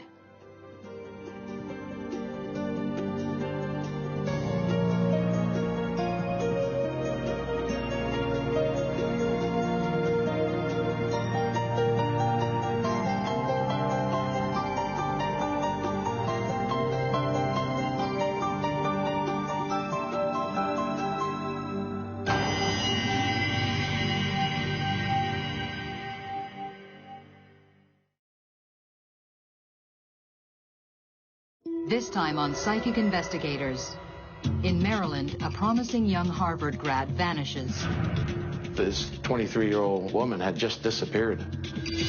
Everyone fears the worst. We have a pillowcase that came from our house, stained in blood. And right away, you know that something bad has happened here. Then a psychic's cryptic visions open the door. The person that I envisioned absolutely hated Laura. To a world of insanity and terror. It is the strangest, most bizarre case that I have ever worked on.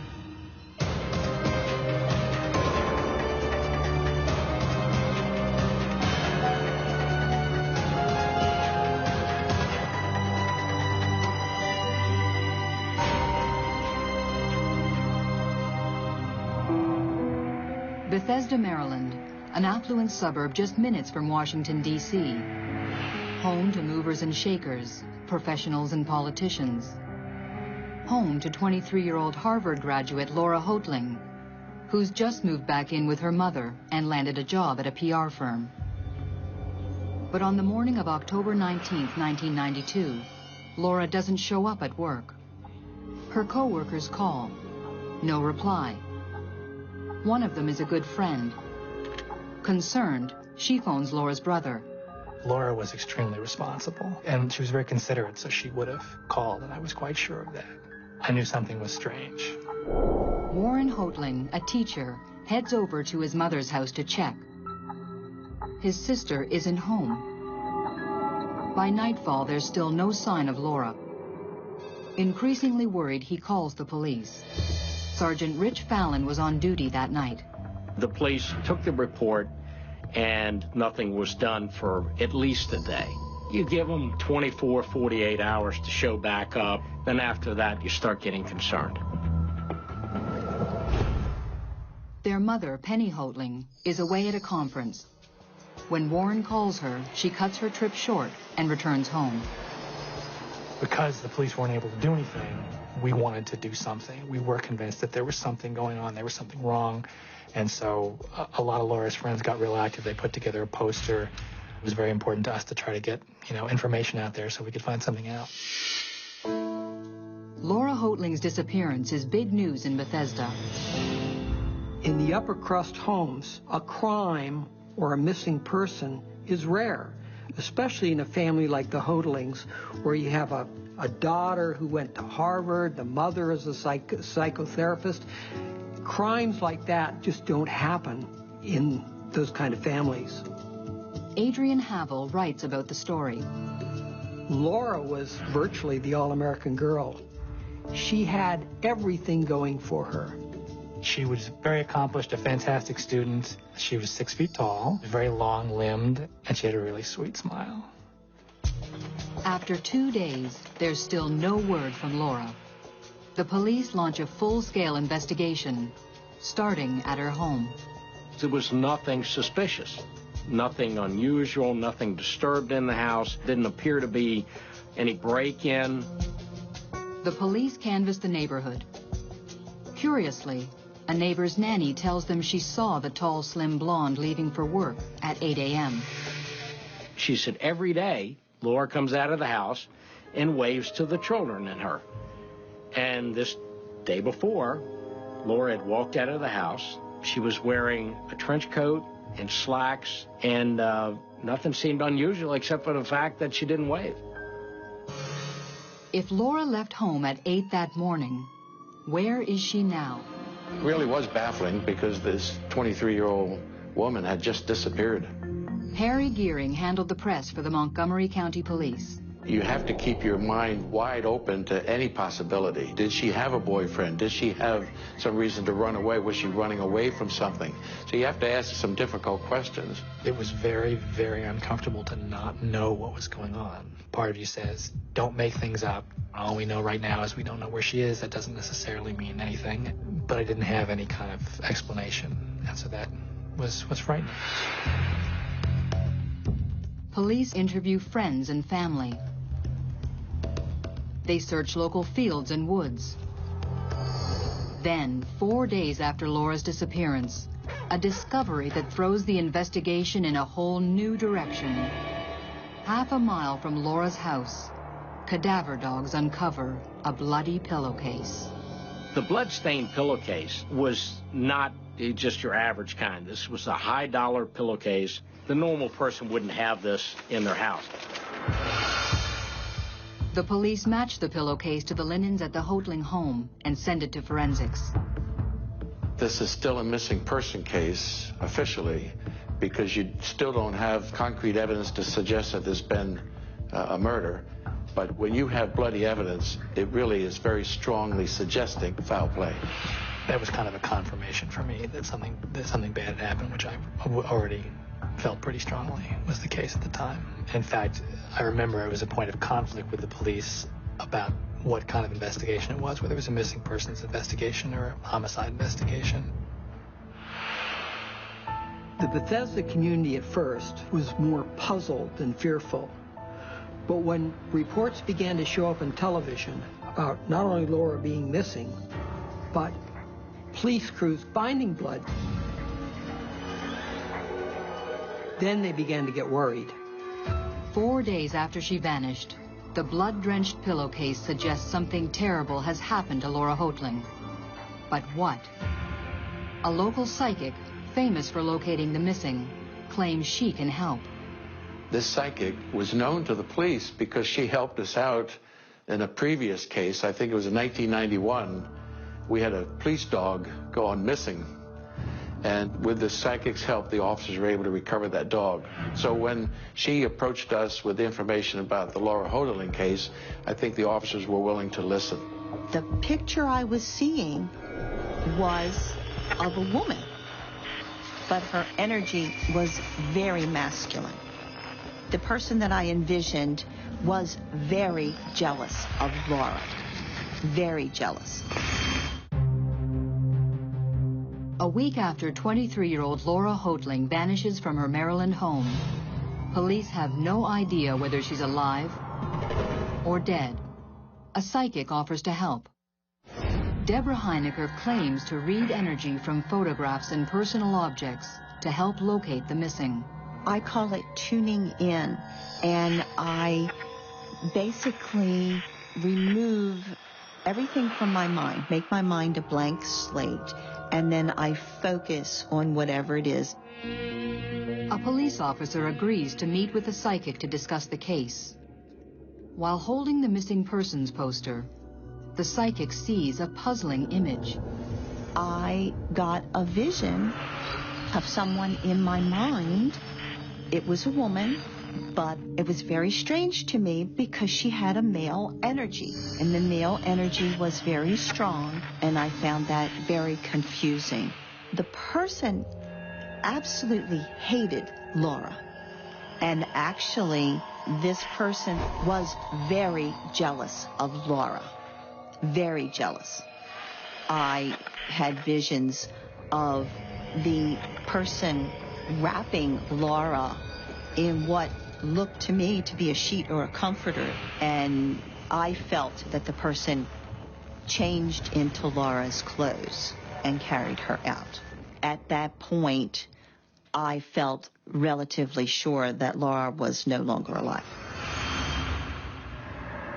A woman with a man's energy, intense jealousy, and murder.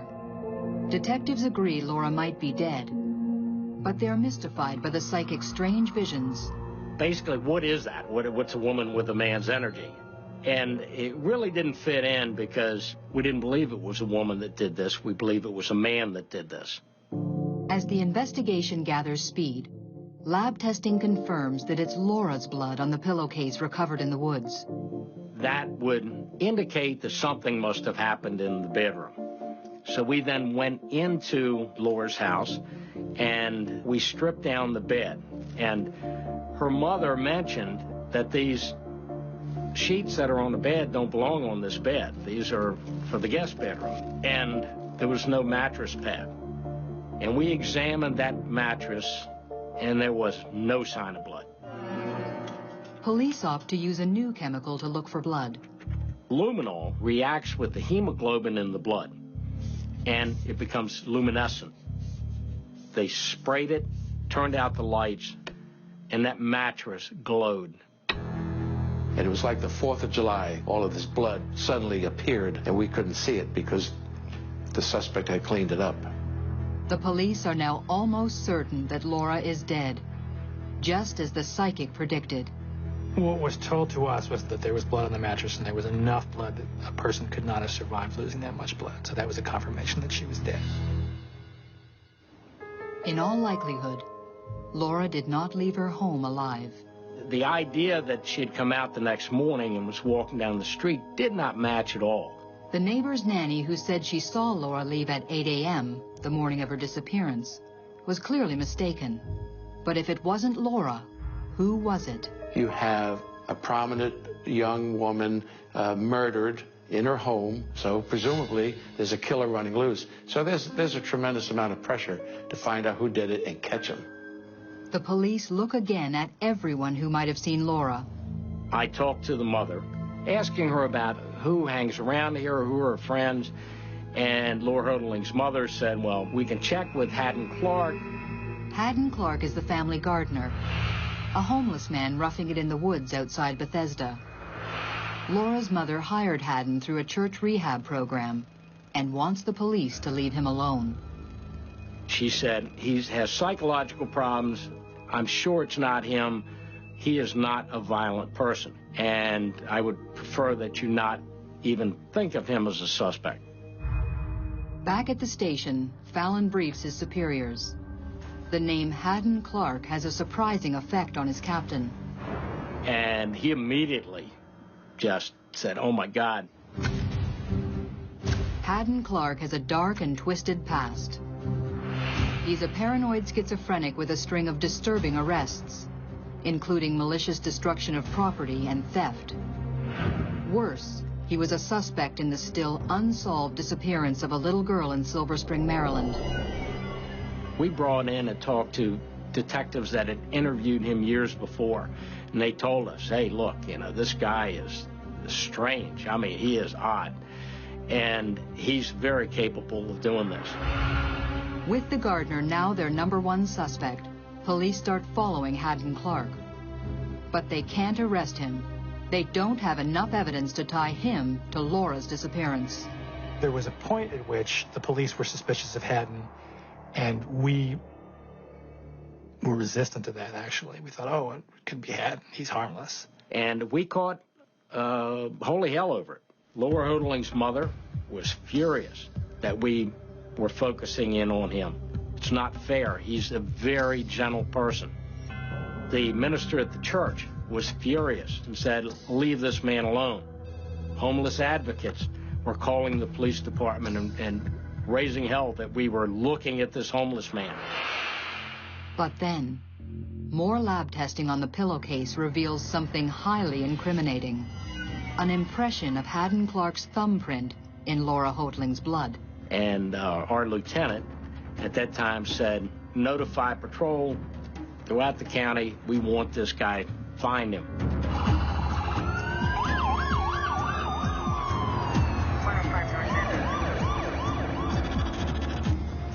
With this new evidence, the police arrest the gardener on suspicion of murdering the Ivy League grad.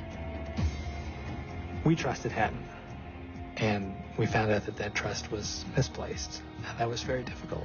But the question remains, where is Laura? 23-year-old Harvard grad Laura Hoatling is set for a Washington law career when she disappears under suspicious circumstances. The family gardener, Haddon Clark, has been charged with her murder, but says nothing. We have a bloody fingerprint and no body, and it's basically a circumstantial case. So there's people saying you don't have enough to get a conviction and we need to release him. At the bond hearing, prosecutors argue to keep Haddon Clark behind bars while they gather more evidence. For me, what was wrong was that I didn't know what had happened to her, and arresting him didn't answer the question. There was what people thought had happened, but we didn't know where she was. The police ramp up their search. Montgomery County homicide detectives have drained ponds. They have dug into the earth. They have listened to psychics. They have done so, of course, to find Laura Hoatling's body. But nothing. Months go by. Haddon Clark's in custody, but still not talking. To me, it was a paralyzing experience. I felt very helpless. I knew the police were doing what they could do, and you were just kind of waiting. We knew in our hearts that Haddon Clark had murdered Laura. Proving it was going to be hard. We traveled up to Block Island, we went to Rhode Island, we went all over the place, anywhere he had been, and we were having a very, very hard time getting the evidence that we needed to close this case, and it was very difficult. Police are at a dead end, but psychic Deborah Heinecker thinks she knows exactly where Laura is buried. I felt it was relatively close to the campsite, and she was in a shallow grave in mucky, sort of peaty soil. Her nose was partially exposed, and maybe parts of her cheek and maybe a little of her forehead. But the police aren't buying it. They've already searched around Haddon Clark's makeshift campsite repeatedly. You're always going to have skeptics in the police. We're skeptical by nature, and the Montgomery County Police had searched that area over and over again, and they didn't believe that the body was there. But Deborah insisted to the police that they keep looking. On June 13th, 1993, 8 months after Laura vanished, a startling turn of events. Right the day before trial, the scientist has to review all of her findings. She looked at the hairbrush that had belonged to Laura Hoatling and saw something odd and took off a strand of what she thought was hair that just didn't look quite like the others, and examined it, and it was a hair or fiber, as you might say, off a wig. This lone fiber may be the final piece of the puzzle. An earlier search turned up a bizarre storage locker rented by Haddon Clark. We went in, and it was stacked with plastic containers. There were high heels, there was ladies' underwear, ladies' dresses, there were wigs. Just the place was full of female clothing. Then we realized that Haddon was a cross-dresser. Deborah Heinecker's vision begins to make sense. I had the light bulb moment and said, oh, yes, that's what I had to have been feeling when I envisioned this person, but with a male energy. The crime lab makes a positive match. Faced with the damning evidence that puts him at the murder scene, Haddon Clark confesses. In a dramatic twist, the next day the gardener agrees to lead police to Laura's body in exchange for a plea bargain. He takes them to the wooded area surrounding his camp near Bethesda. There, they make a grim discovery. Buried in a shallow grave, they find the remains of Laura Hoatling. It had been several months. The rains had washed up part of her body so that part of her body was now exposed and out of the ground. It's just as the psychic had insisted all along. Deborah's description of the grave site was very close to what it was. I mean, it was excellent. Some of the police officers were surprised when Laura's body was found in that location because we thought we did a thorough search. We didn't see anybody there. So it's a mystery to me. Being able to say I know something about where she is was very helpful for us in terms of having some chance at some kind of a closure and not just not knowing. The not knowing was very hard. The man who killed Warren's sister had a troubled past. Haddon Clark had a terrible childhood. His mother dressed him in women's clothes, or little girls' clothes, I should say, from the time he could walk. We later learned that he liked to kill small animals. He would shoot cats, kill dogs, put them on the neighborhood's doorstep if the neighbor crossed him. This is the kind of person he is. Little did Laura's mother know that the man she hired to help in her garden was a born killer.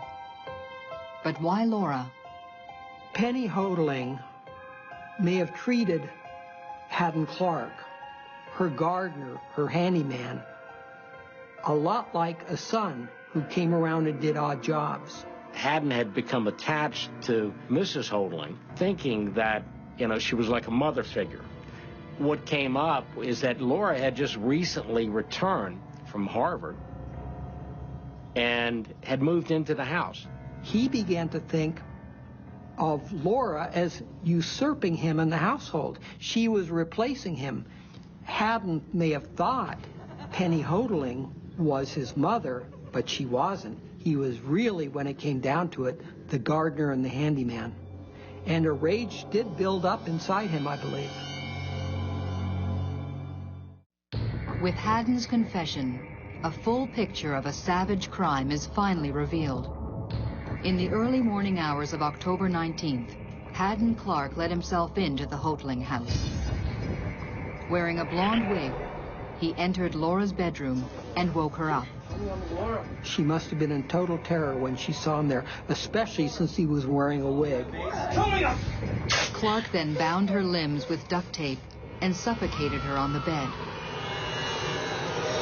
He slashed her throat, rolled her up in the bloody bed sheets, and then stashed her body in his truck. Then he came back to the house, cleaned up, replaced the sheets, made it look as normal as he could. Haddon Clark then climbed into the bed, his transformation complete. The next morning, he put on the wig and used her hairbrush to brush his hair, where we got the fiber from the wig.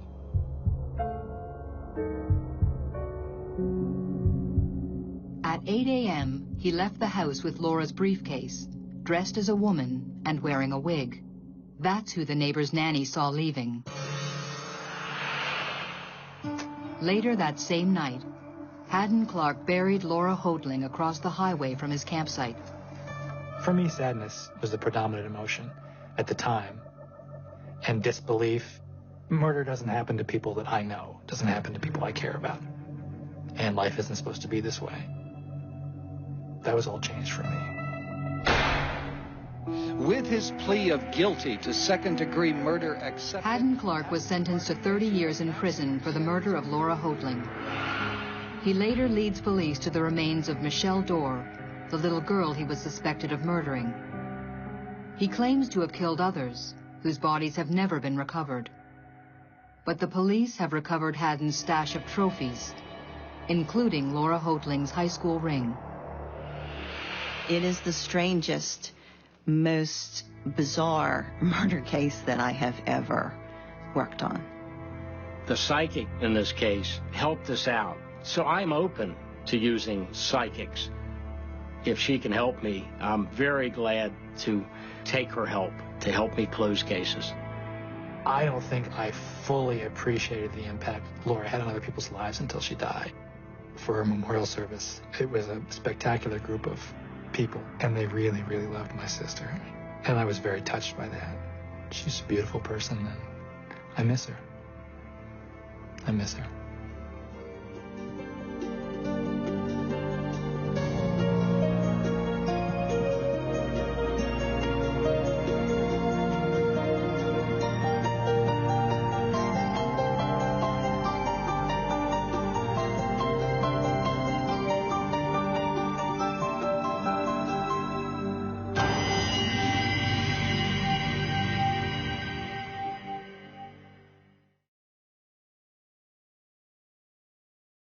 this time on Psychic Investigators.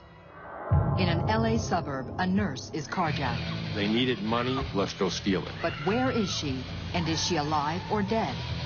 Miles away, a woman is jolted by a vision. Like having an electric shock. I could see where she was. But the police aren't buying it. They think she's guilty. And arresting her for murder. Her vision becomes her nightmare. I could feel something. She's in this canyon.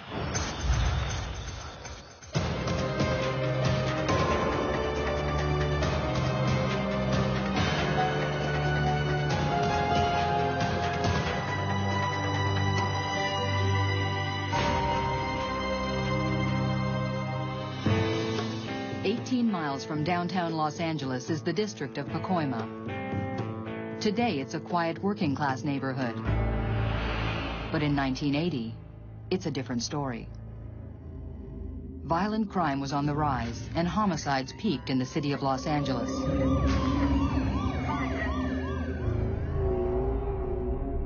December 15th, around 10:45 p.m., a black pickup truck stops at a light at Foothill Boulevard in Arroyo. A witness sees a woman being carjacked.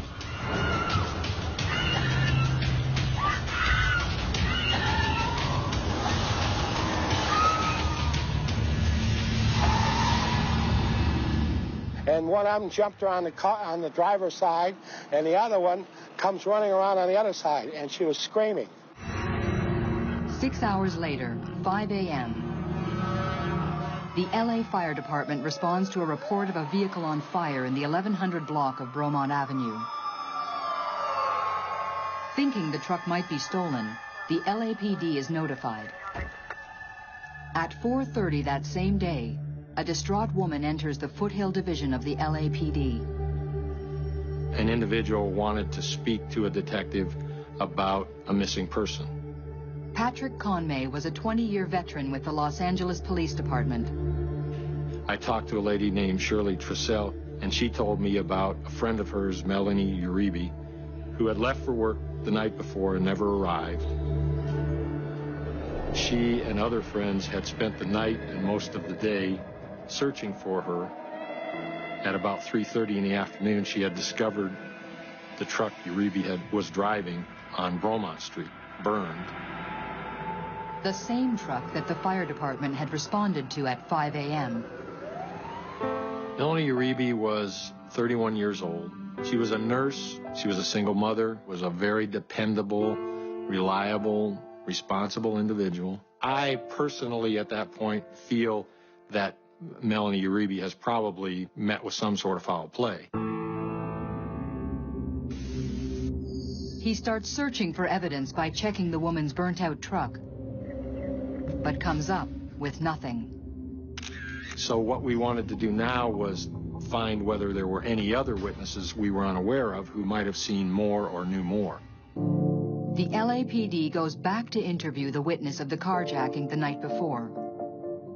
He indicated that the truck, after he'd seen it turn right, had pulled to the curb for a moment. Police check out the spot and find a box of tissue in the gutter. It was later shown to Melanie Uribe's roommate, and she identified it as having been in the truck. So where is Melanie Uribe? The next day, the police asked the media for help. Police have launched a massive search for the vocational nurse, possibly the largest manhunt for Valley Police.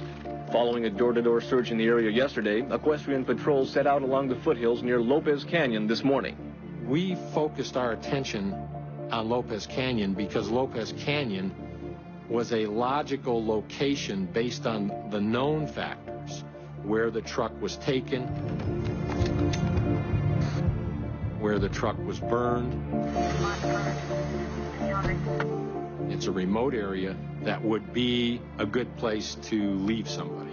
It wasn't the only area we were looking at, but it was an area we were looking at. 10 miles away, in a Burbank aerospace plant, a 32-year-old shipping clerk is listening to the news.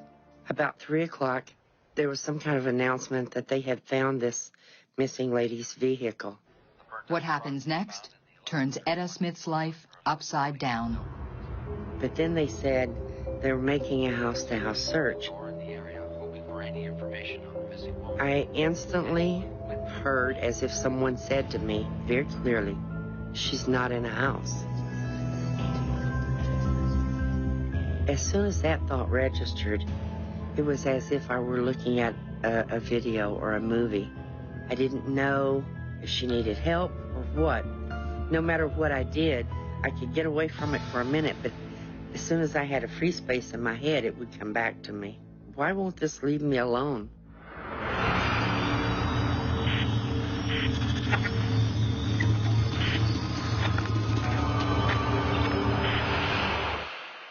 I knew where she was.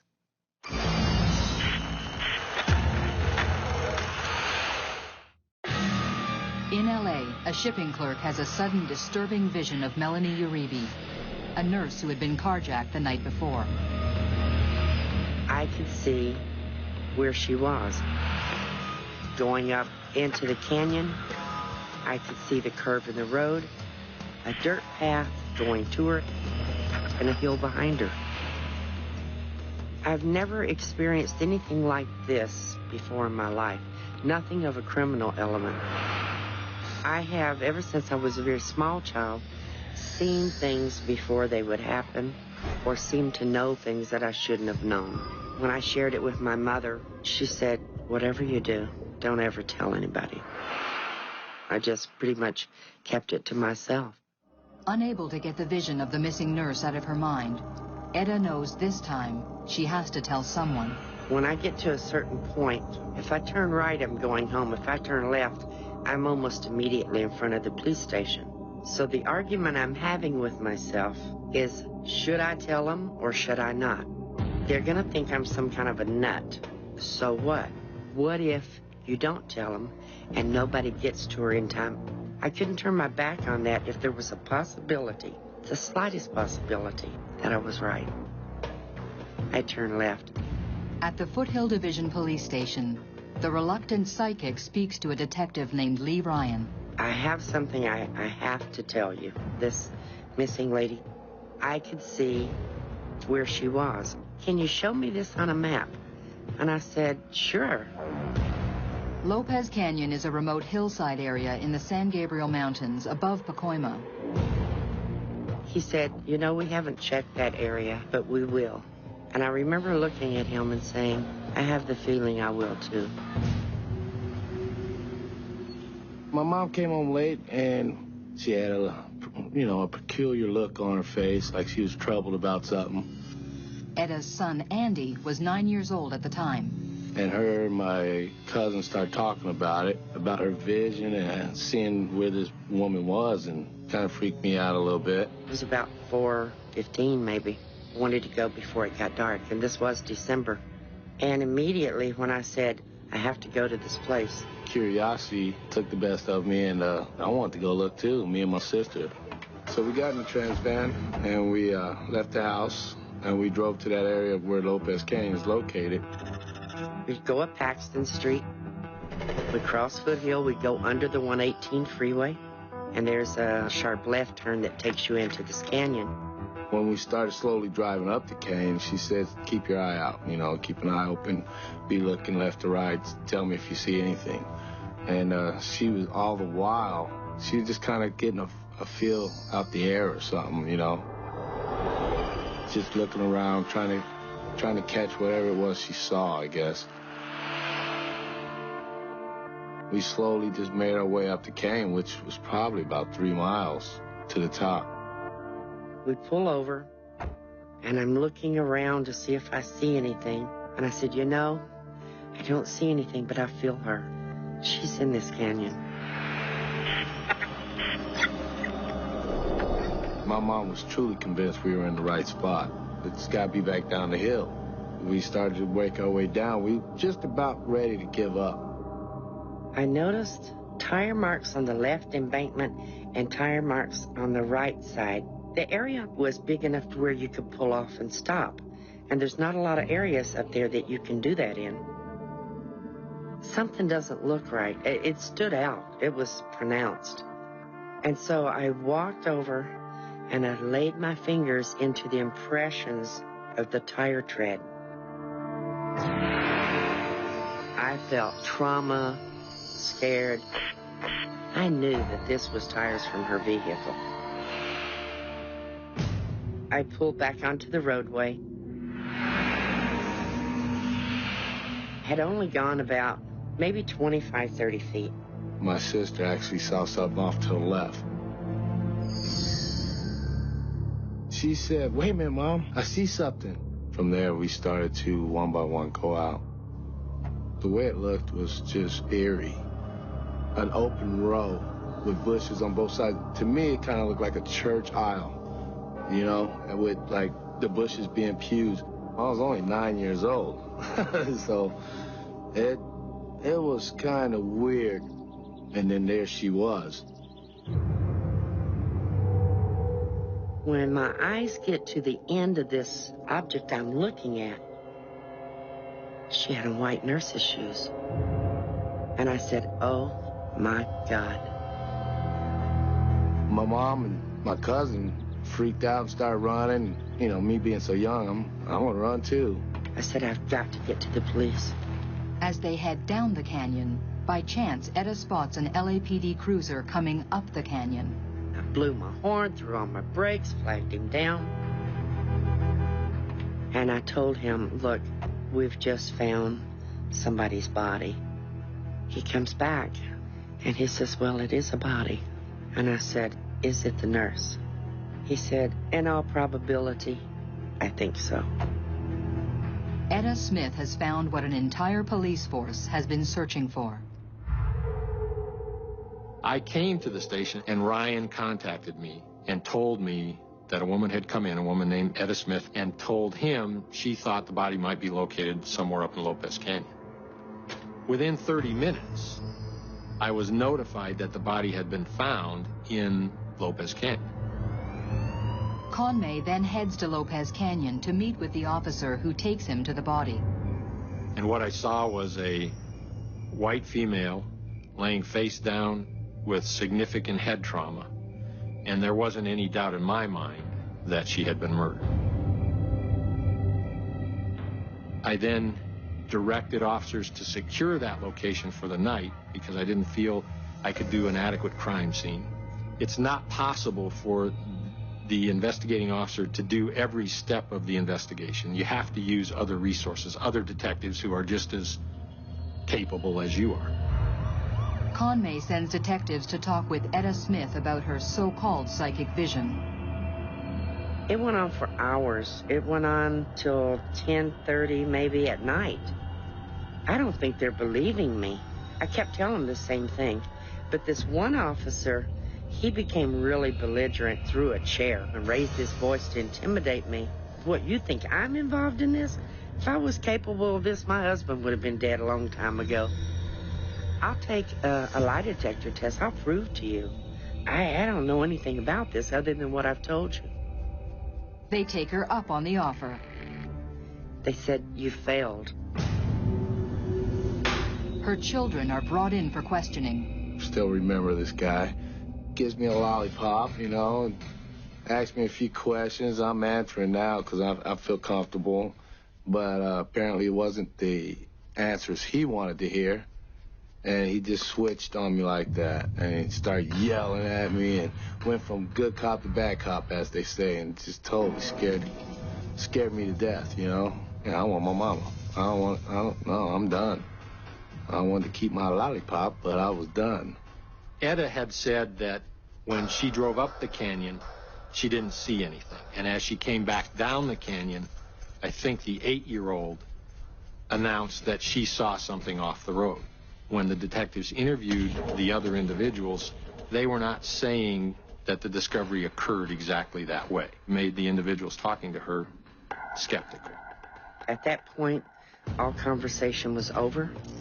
They transported me to the Van Nuys jail, and I was booked and put in a cell. In an LA suburb, a psychic finds the body of missing nurse Melanie Uribe. Now she finds herself accused of murder. I am strip searched. I am cavity searched. I try to do the right thing and I end up in jail. Last evening, just before dark, a person other than police personnel discovered the body. When I get back to the station and I can sit down and contact the coroner, I probably will have some more information in another hour or two. I didn't even know that she had been arrested. Someone told me that while I'm doing the crime scene.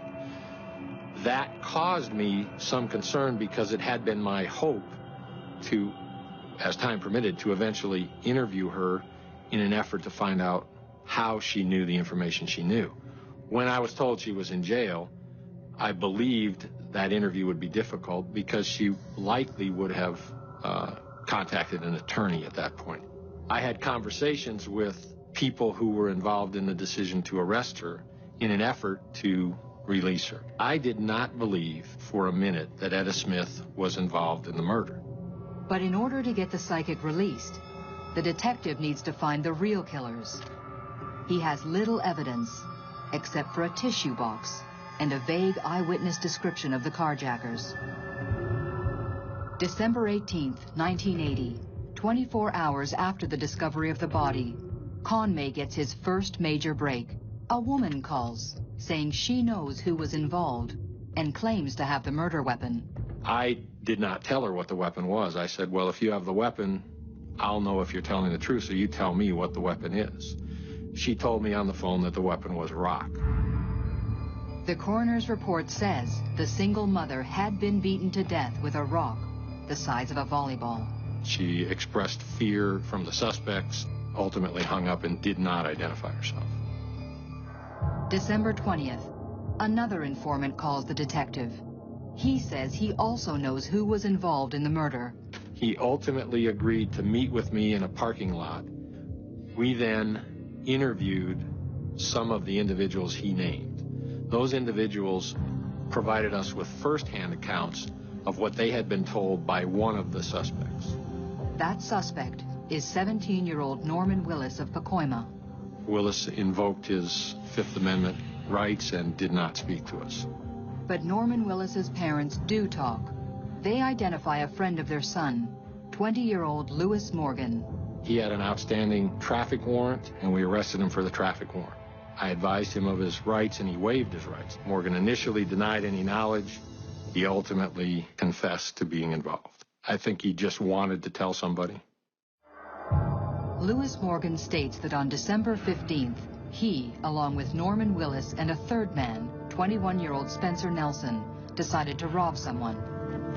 Melanie Uribe just happened to be in the wrong place at the wrong time. Morgan told us that when they stopped on Eustis, Nelson got in the back of the truck with Uribe and raped her. They then all got back in the truck and they drove up Lopez Canyon. They walked her back off the road into the canyon. As they were walking back, according to Morgan, Nelson told Morgan, "We're going to have to kill her." Morgan said that he didn't want to kill her, he just wanted to tie her up. Morgan turned to go back to the truck to get something to tie her up with, and he heard a thump and he turned around. He saw Uribe laying on the ground, and he saw Nelson striking her several times with a large rock. And they all walked back to the truck, Nelson carrying the rock. According to Morgan, they dropped Willis off at his house. Morgan and Nelson drove the truck to Romont. Nelson set it on fire, and they walked home. Morgan then takes the detective to where they left the rock, in the gutter near his girlfriend's house. But it's gone. On the way back to the station, Conway remembers the call from the woman informant. And I speculated that the lady that called me was likely his girlfriend, and I returned to the house and confronted her. She said, "I will give you the rock, but I have to go to the location by myself." I took the risk and let her do that, and 20 minutes later she came back with a bloody rock and a pillowcase. Morgan never tells me anything about an Etta Smith or any female being involved. December 21st, 1980. Etta Smith has been in jail for 3 days. At about 2 o'clock, all of a sudden somebody appeared at my cell door, unlocked it, and said, "Come on, you're free to go." I didn't know why, didn't care why. I just wanted out of there. She just looked pitiful. She looked like she lost weight in 3 days. And she just looked beat up. I mean, not physically beat up, but just emotionally beat down. It's an experience I hope I never have again. I don't know how people have that experience and then turn around and repeat it and do it again and again. I felt that the case, as we prepared it for court, was pretty solid. The truck was located at the place they said they burned it, and it was burned. The weapon was this rock, and the rock was found where they said they left it, and then a witness said, he showed me the rock, and here it is. There were pieces of evidence that corroborated what people were saying.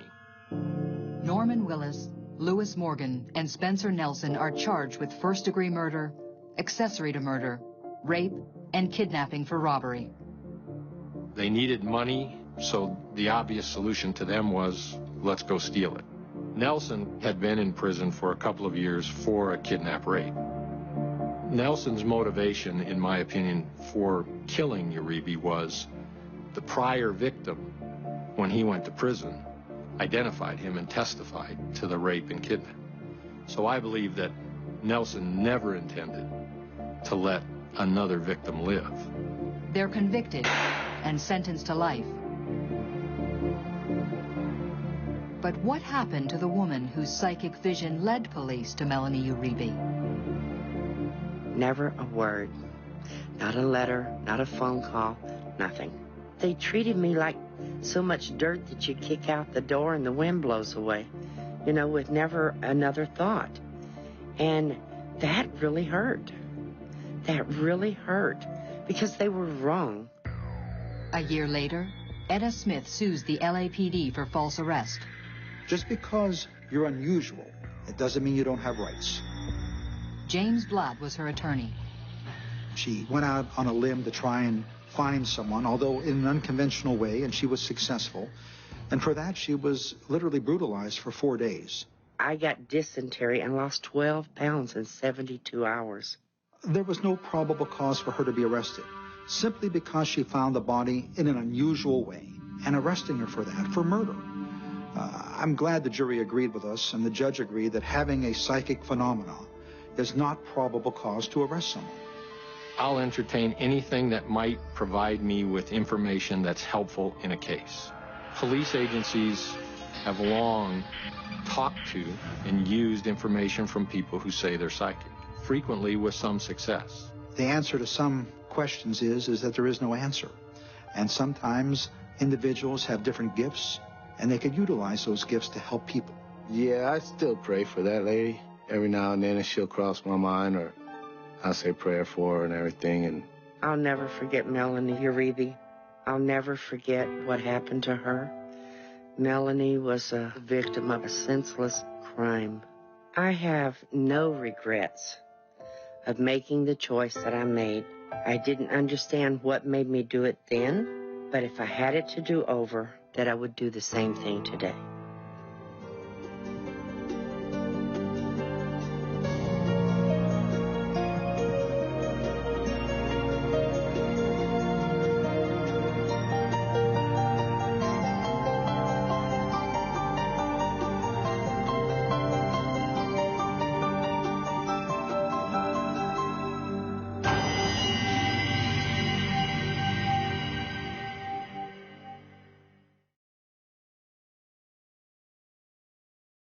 This time on Psychic Investigators.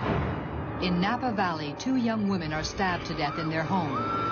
Large amounts of blood, just horrendous. A 3rd roommate survives. In a few minutes' time, my entire life was changed. How could this happen in our Napa? Police have the forensics, but no one to tie it to. Who am I missing? Who did I forget? What am I overlooking? A psychic says, look closer to home. They knew this person. There was no question about it.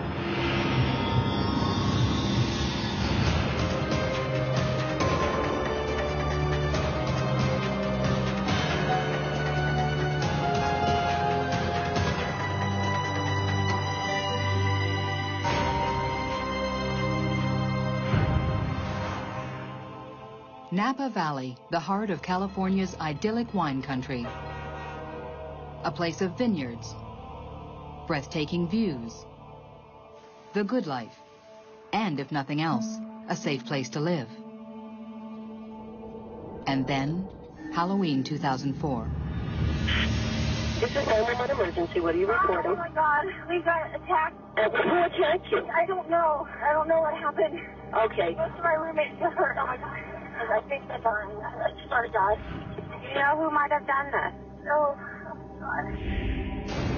When the police arrive at the house on Dorset Street, they find 2 women dead. The scene is so gruesome, a female officer feels ill and has to leave. More police descend on the house. The homicides had occurred in the upstairs of the residence. As we approached the staircase, there was an enormous amount of blood. Detective Kirk Primo was a 14-year veteran with the Napa Police Department. Not wanting to contaminate the evidence on the stairs, Detective Primo uses a ladder to get his first look at the carnage. Large amounts of blood. Just horrendous. A double homicide. Leslie Mazzara and Adrian Insomnia, both 26. I always live by the rule of the crime scene's always at least twice the size as what it appears. Outside the house, one of the first pieces of evidence Detective Primo finds is a pile of cigarette butts. They didn't appear to be weathered. They didn't appear to have been there for a long time. The lone survivor of the vicious attack is 28-year-old Lauren Mianza. The bedrooms of Adrian and Leslie are on the 2nd floor. Lauren's bedroom is on the 1st floor at the back of the house. I got a phone call, so I went into my room and took it, and I heard Adrian say goodnight, and that was about 10, I think. I went to bed about 11, and probably by 11:30, the house was pretty quiet. By midnight, the young women are sound asleep.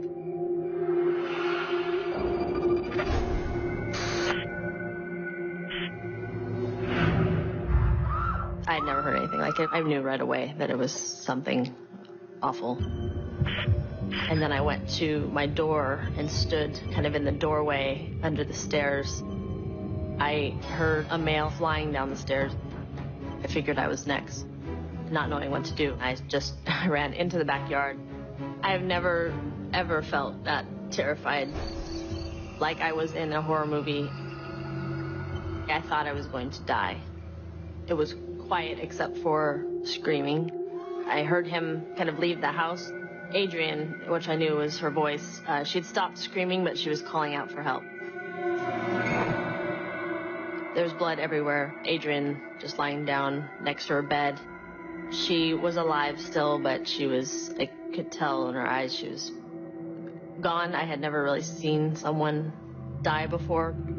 To the right of Adrian was Leslie lying face down in a pile of clothing. I just turned around and went down the stairs, and I called 911. In a few minutes' time, my entire life was changed. I'd lost my friends, my roommates, and I'd been left untouched. The only one who lived to tell the tale, police turned to Lauren for answers. Who would want to kill her roommates? Leslie Mazzara had moved to Napa about 6 months ago and landed a job at the vineyard of Hollywood legend, Francis Ford Coppola. Leslie was very, very outgoing and very spunky. I had never met anyone like her. Just warm and just Southern hospitality, everything. Guys really liked her. Everybody kind of was drawn to her. Adrian Insomnia grew up in the area and was an engineer for the city of Napa. Adrian was different. She was much more, she was mellow, very good friend to people, just very smart individual. These girls were tremendously well-liked, had tons and tons of friends, very social. There was no obvious motive that stood out as to why this crime may have happened. This was not going to be an easy case to solve. For days, crime scene investigators worked the house. The killer entered through a push-up window.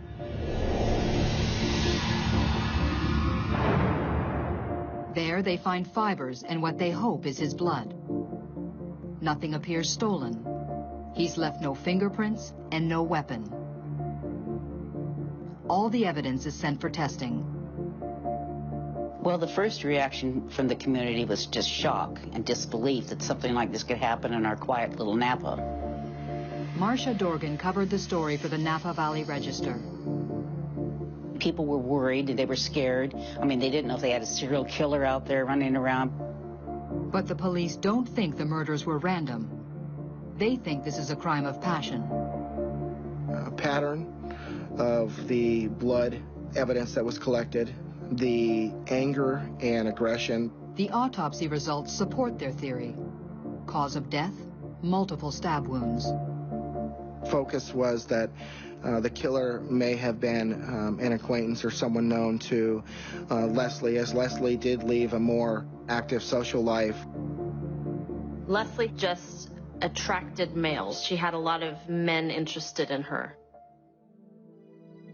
2 weeks later, the town of Napa holds a candlelight vigil for the 2 murdered women. Police methodically question hundreds of their male acquaintances, starting with their inner circle. But after 3 weeks, the police are no closer to identifying the killer.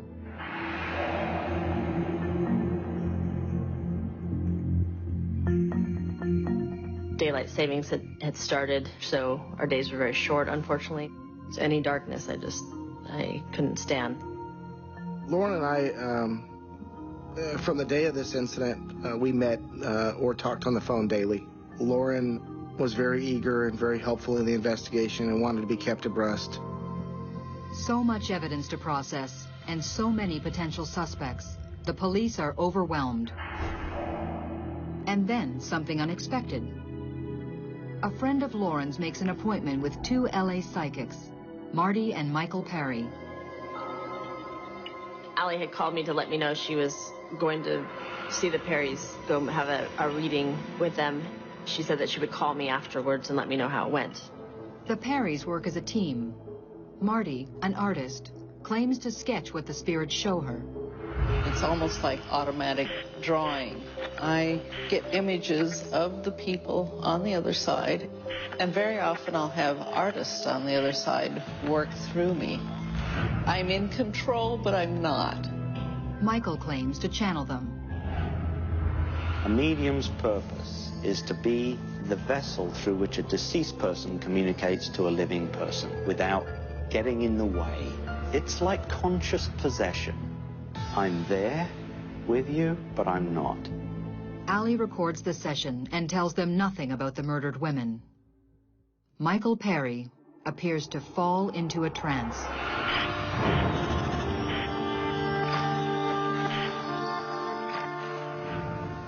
I have 2 people here. One says my first name is A. She took my party. They said their life was taken. I can feel stabs up here around my neck, or my neck's cut. Murder, the same murder.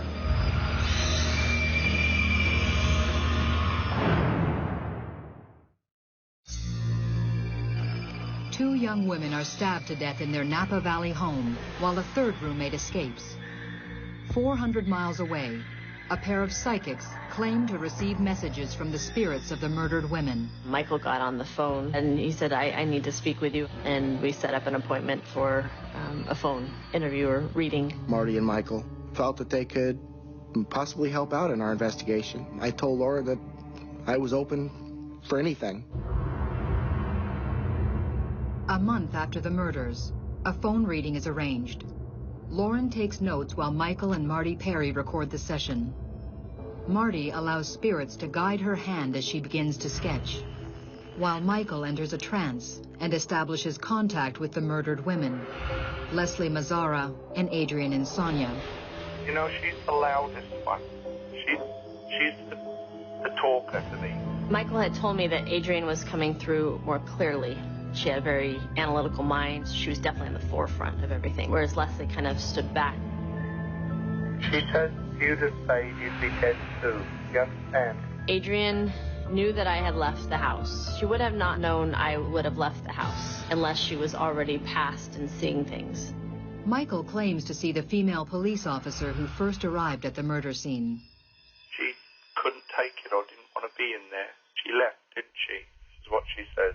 When I heard that, I was very surprised, and I looked over to Kirk. I said, "Did that happen?" And he said, "Yes." That kind of sealed it for me. You know, I had goosebumps just like she did. Those were details that were not released. Those were details that were kept very private as to not inhibit the investigation. All this time, Marty Perry has been sketching the face of a man. I did ask the girls on the other side to send me an image of the perpetrator. The biggest feeling was the goatee. When I get facial hair, and I'm drawing it, I start itching all over the place, and that's what I was getting when I was drawing that. After the session, they emailed it to me, and I remember looking at it. It actually looked familiar. I wasn't sure why. Could this be a portrait of the killer? Detective Primo adds the sketch to the case file in hopes it will trigger something. This could be for real. Perry's were interested in coming up and meeting with us in person, and so he definitely wanted to pursue that. DNA results from the blood taken at the crime scene identify 3 people: Leslie, Adrian, and what police believe is the killer, a white male. But these women were very popular women, and they had tons and tons of friends. Leslie had ties to so many different cities and states that they had to do all of that, and they just interviewed people. Police ask all of the women's male friends to provide voluntary DNA samples. There was several pools of individuals to be interviewed and to be sampled. It wasn't just a local police department investigation. There were several state and federal agencies involved. There was a lot of high and lows periods during the investigation when we felt that we might have somebody whose DNA was eventually going to come back and be a match to what we had. And then there was the lows when those didn't. Over the next 6 weeks, DNA results eliminate suspect after suspect. Police are no closer to catching the killer. We knew we had what it was going to take to link our assailant to the crime. It was just finding that assailant. Looking for anything that might help to solve the case, the police meet with the psychic couple, this time in Napa. Michael Perry claims to connect once more with one of the murdered girls, Adrian. I said to Lauren, "Who's Lily?"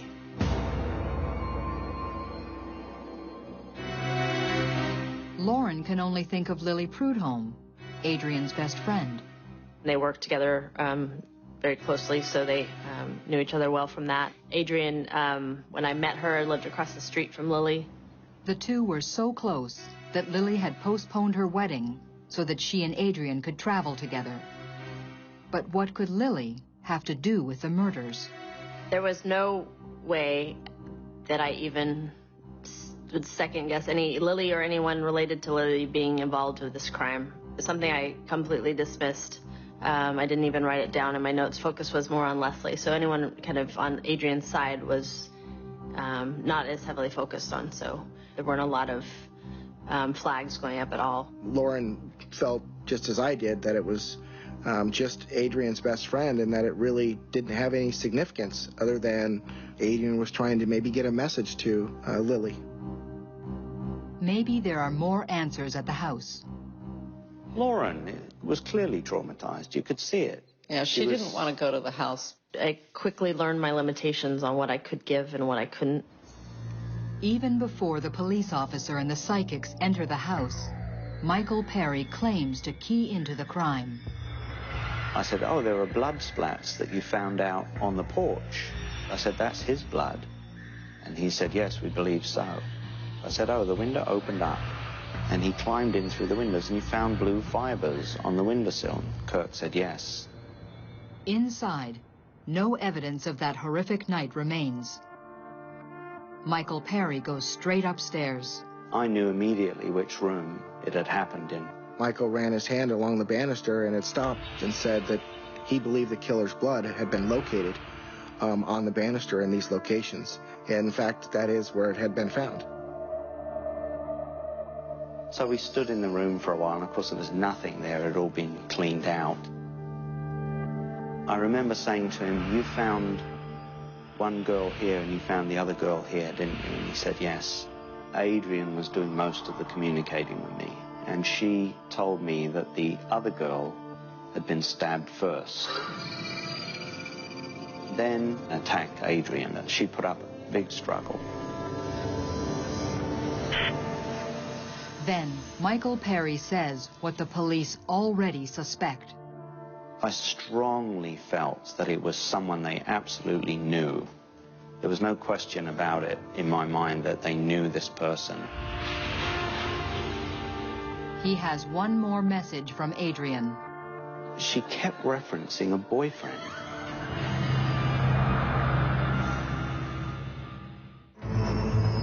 Months after the stabbing deaths of 2 young roommates in Napa, a pair of psychics give police a name they claim comes from the dead women themselves.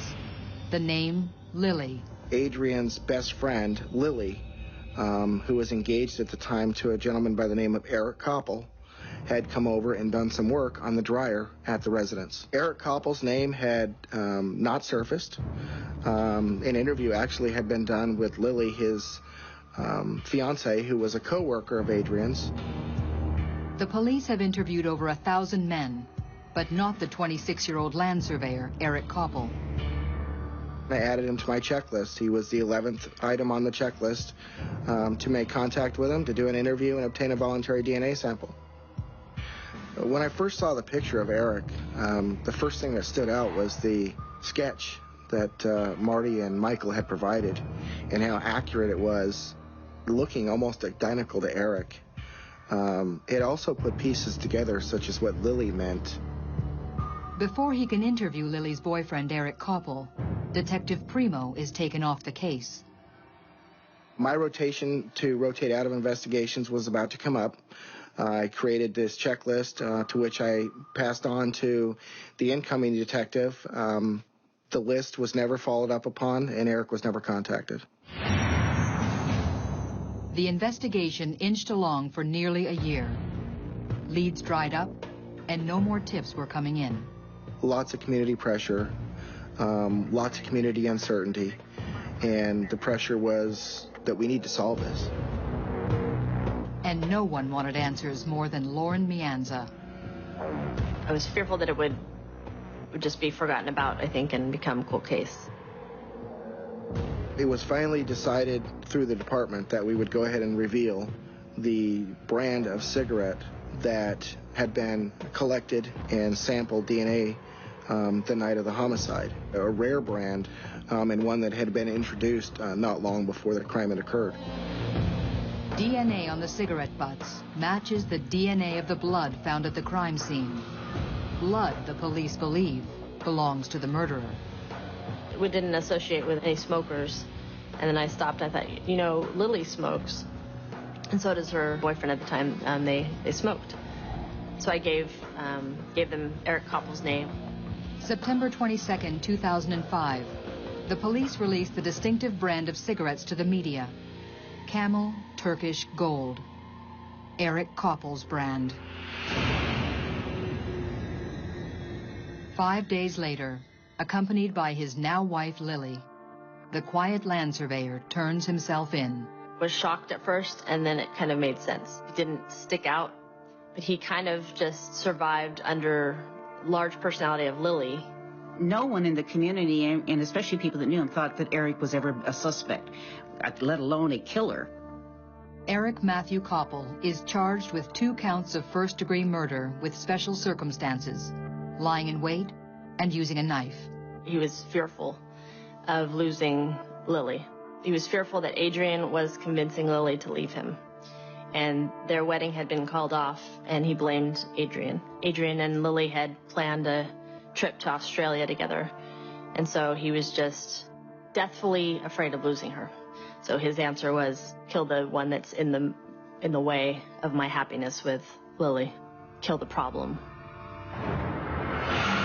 On Halloween night 2004, Eric Koppel admits he drank heavily at a party, during which he quarreled with Lily. A few hours later, armed with a knife, he entered the house on Dorset Street through an unlocked window. He creeps upstairs, and at this point the sequence of the attack is only known to Eric. But in the end, Adrian and Leslie lay dying in Adrian's room after being repeatedly stabbed. Adrian was the intended target. It seems Leslie Mazzara may have died trying to help her friend. Still today, I can speculate on why he didn't touch me or, he avoided my room. I'm not sure. Always be a question, so. January 2007. More than 2 years after the murders, the quiet land surveyor faces the court. Do you plead guilty or not guilty? Guilty, Your Honor. His wife, Lily, who the Perrys had named as key to the case, was there at his sentencing. Eric, there is nothing in this world that you could do to make me love you less. I am a broken man. Oh, it sucks. A man splintered by penetrating awareness of my own potential for wickedness. And it is ordered Eric Matthew Koppel is to serve a life sentence without possibility of parole. Finally, some closure for the family and friends. I was just so thankful that there had been a resolution to everything. After having gone through this and having the experience of working with mediums, don't overlook. They may be a very good asset to your investigation, and at least they may be a small piece to that puzzle that you're missing. I felt Adrian was a very strong personality, a very determined girl, and that she was determined to put this guy away or do something about it. And that's what we do this for, is to help heal people, help realize that there is another side, and that we don't die. The first night when I was questioned, I asked, what do people in my situation generally do? And Kirk had said, people don't generally survive in this situation. They're usually killed too. The experience with the Perrys has given me a faith that after we pass, that we can still have a connection to the ones we've loved in this lifetime.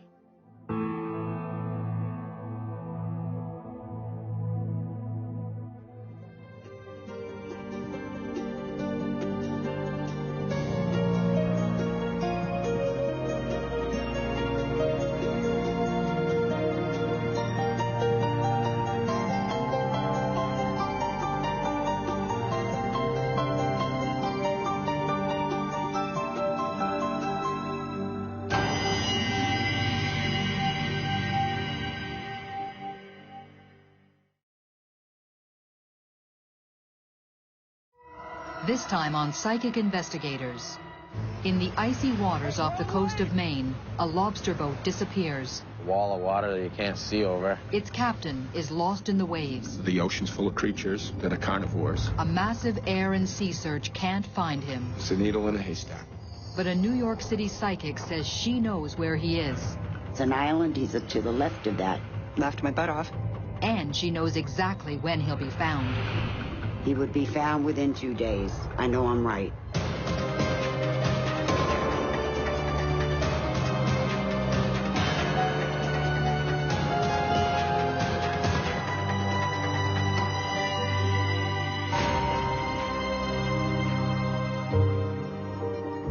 Kittery, Maine, an hour's drive up the Atlantic coast from Boston.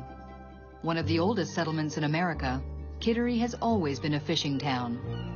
It's a community united in its love of the sea and its respect for the dangers of fishing life.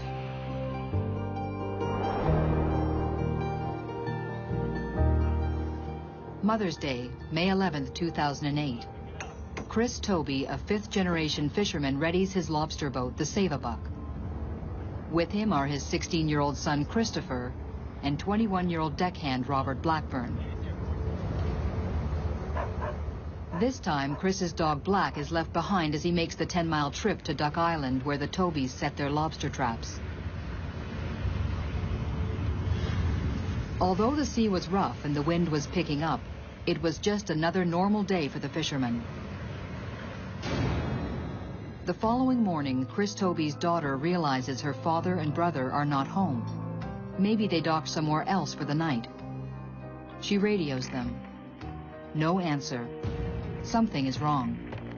No communication, no phone calls, no radio calls. That's a huge red flag. That's an immediate response. Something is desperately wrong.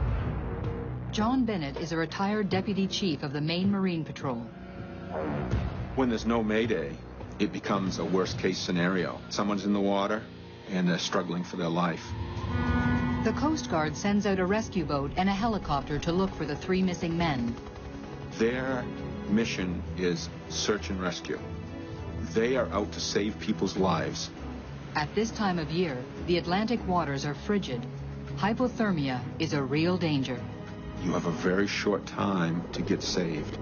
It's very difficult to find someone on the coast of Maine because of the tide, the currents, the weather conditions. The success rate is not very high. Along the coast, word spreads of the missing fishermen. Everybody knows everybody else, so there's so much community. Karen Dandurant covers the story for the Portsmouth Herald. It's a fishing village. Boats are going to get in trouble. But everyone kind of rallies together. I rallies around the family because it's one of their own. Guy might be your worst enemy yesterday, and today's in trouble, and you're rushing out there to help him. Dozens of local fishermen join in the search. The 3 men have been missing for over 12 hours, but they could still be alive. With the threat of hypothermia, every minute counts. The Coast Guard estimated safely be in the water for 2 to 3 hours. For almost 2 hours, the Coast Guard searches the waters in the Isle of Shoals off Kittery. Mid-morning, a local fisherman spots a plume of smoke over Duck Island, 10 miles out from Kittery where the Tobys had set their traps. My cousin called me and said they found everybody. Oh, God. Yeah, cool. Mike Waldron is one of Chris Toby's best friends. And then I got the other reports. They had 2 out of the 3. So immediately, my heart sunk. Safe but suffering from hypothermia, deckhand Robbie Blackburn and young Christopher are brought to shore by the Coast Guard. But where is Captain Chris Toby? My grandson and another boy were picked up off the island, and they were at Portsmouth Hospital. Thornton Toby is Chris Toby's father. I saw my grandson, who was beat up from the incident, but nonetheless okay, sort of in a state of shock. I asked him what happened, and he told me the story. Sitting there all looking forward, we weren't looking behind us. I hear rogue wave and turn around. There's, a wall of water that you can't see over. Just a freak wave, really. Picked up the stern, it kind of went like that. I didn't know where the hell I was. No life jacket, no survival suit, 10-foot waves and 55-degree water. It's a life or death situation. The waves were going in, but the current was pulling me out. And I just flew away from the boat. My dad kind of saw me floating away and thought he could save me, came after me. We were with each other, and we were trying to swim back towards the boat, but too much current, just too much waves. You just couldn't do it. His mouth was gone. You hear stories of a couple people swimming to shore, they're talking to each other, they're looking at each other, and then one of them just disappears. No sign of struggle, just to go down. All Chris Toby can do now is save himself. Current kind of whips around, caught me, and started bringing me back in. And it brought him to Duck Island, where deckhand Robbie Blackburn had managed to swim ashore. I was with my old man all the way till the end. Chris Toby would give you the shirt off his back. He was very generous. He just wanted to be a fisherman, and boats were his whole life, from the time he was a little boy. Couldn't keep him off the water. How could he be gone? He was always trying to help someone, get going, or someone start a business, or, someone just catch up in life. The Coast Guard continues to look for the missing fisherman. They wouldn't have called it off immediately. You would continue in a good faith effort for a while. For the next several hours, they cover 270 square miles of the Atlantic and make more than a dozen sweeps. Nothing. The Coast Guard calls off the search. It changes from a search and rescue to a recovery.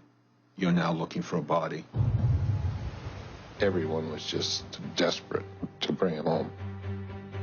When the story appears in the paper the next day, Portsmouth resident Joseph Churchwell thinks of his sister in New York City. My brother said there was a drowning. A lobsterman had drowned in the waters of Maine. Helen Churchwell Ligotti is a psychic who has a personal interest in finding the lost at sea. Her father died in World War II. My father was killed at sea. I didn't search for him, but I could search for somebody else. Helen uses what she calls her sixth sense. This is like a premonition immediately, but it reacts in the solar plexus. It's a quickening, and that gives you your answer. So I never doubt when I get this quickening. I never doubt when it flashes in my mind. I know I'm right. And I said, well, give me his name. And he said, Christopher Toby. Told me about his son and his friend. I just read his name. I touched his name.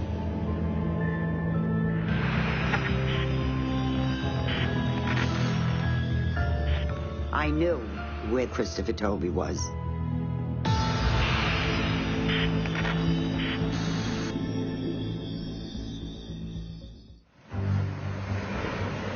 A lobster boat capsizes in high seas off Kittery, Maine.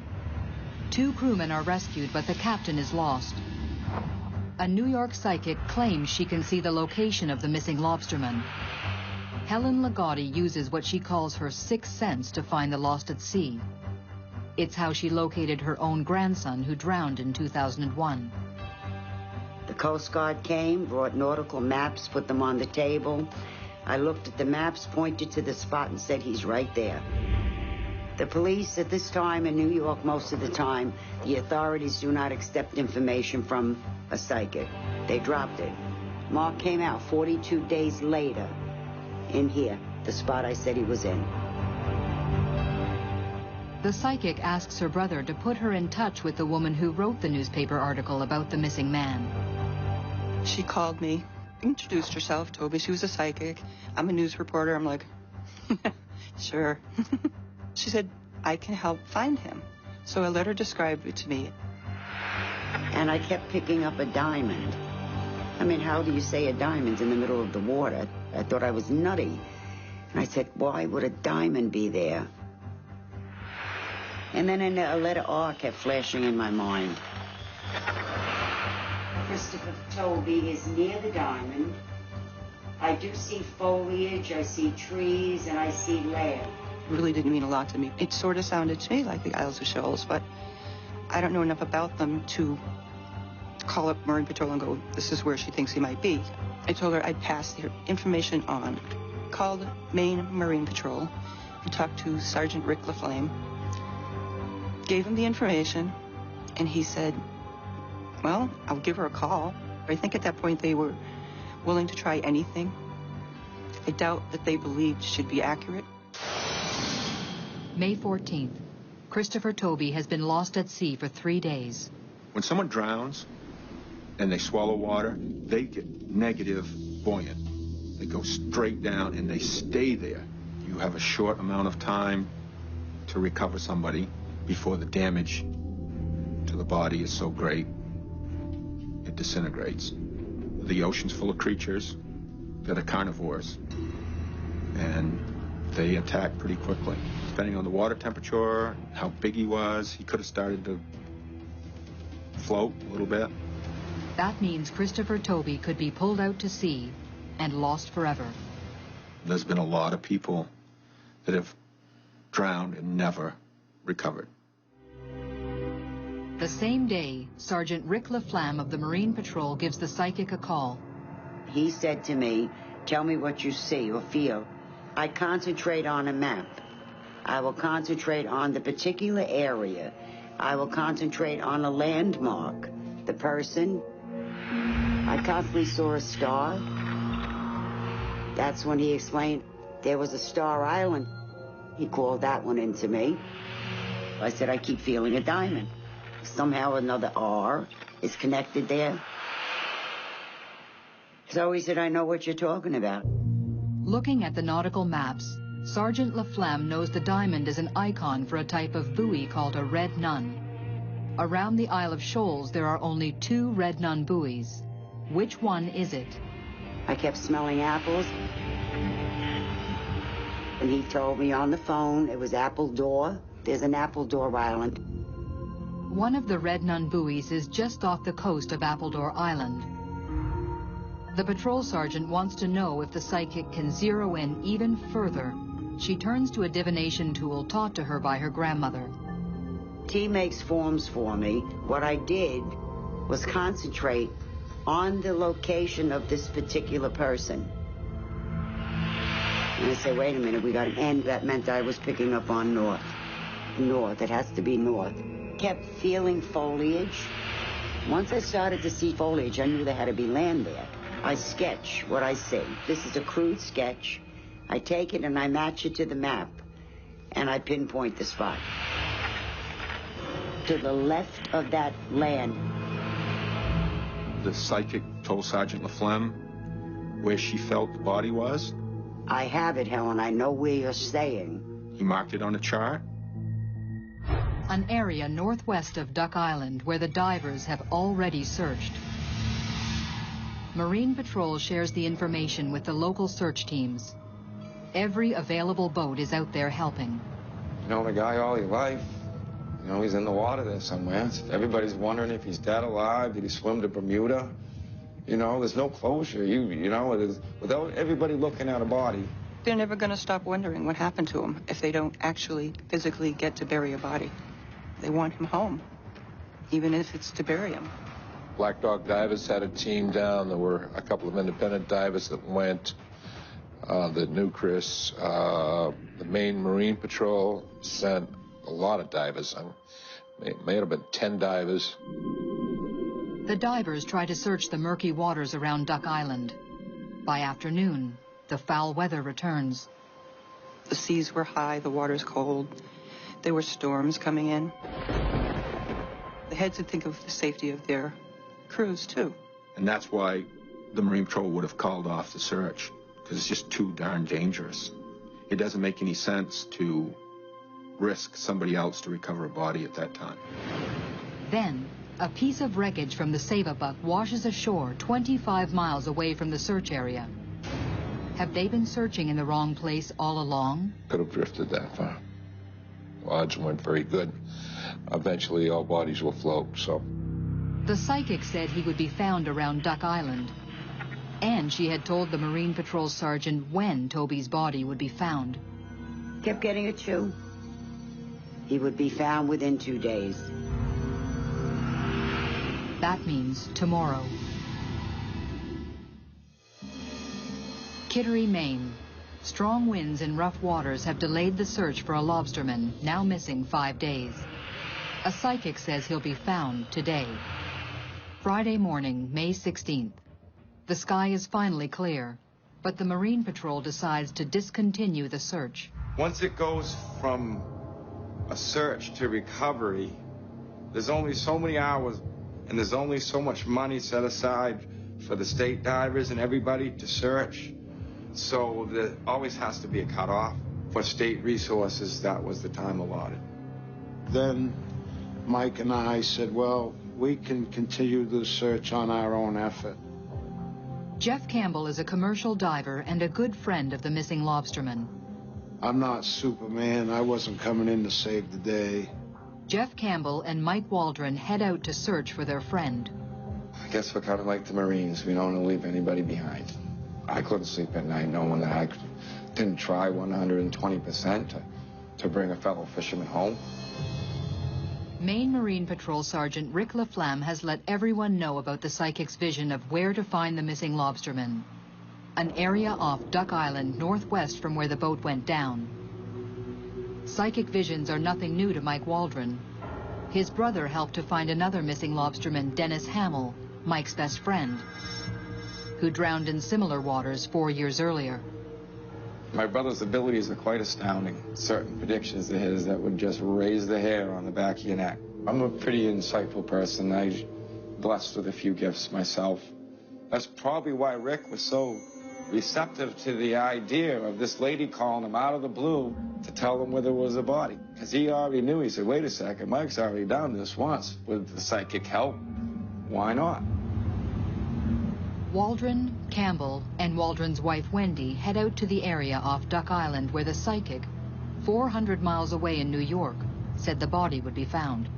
Before we even jumped in the water, we decided we were going to go deeper than the recovery teams and the commercial divers had already searched. If the psychic is right, it will be a deep and dangerous dive. We figured Chris was going to be in 60 to 110 feet of water, but we're going to start at 60 feet of water. At noon, they drop anchor on the northwest corner of Duck Island. With the deep water was limited time, because at those depths, you aren't going to get back in the water and do another dive. You have to take into consideration bottom time. At 60 feet, you have 60 minutes, generally speaking. So at 80 feet, the divers don't have a lot of bottom time. It's a quick little down and back, really.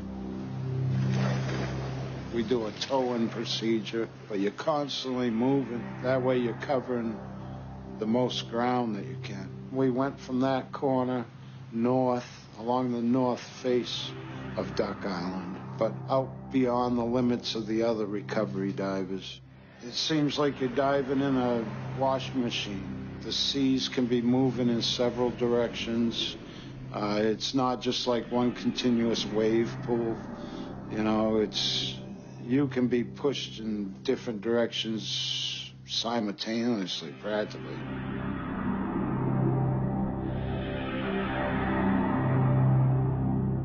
"15 minutes into the dive, Campbell sees something.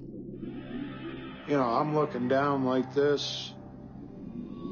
Chris was off to my right, about 20 feet down in the crevice, laying face down, straight out, arms at his side. And he was on the borderline of my depth, being able to see down to my right. First dive, less than a half a tank, and he was right there. You never know. It's a needle in a haystack. We were just fortunate enough to thread the needle. I can remember it like yesterday. Chris Toby's body is found 100 yards from where psychic Helen Ligotti said it would be found, and on the day she predicted. Oh my God, that's what she said. Well, when you have a brother like mine, you're used to it, so it didn't surprise me in the least bit. They can do amazing things, if you believe.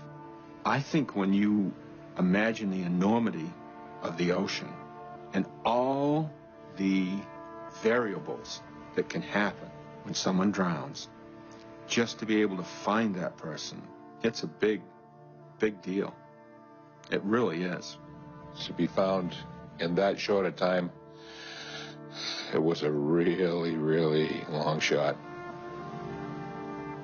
They bring the body of Chris Toby to the Coast Guard station.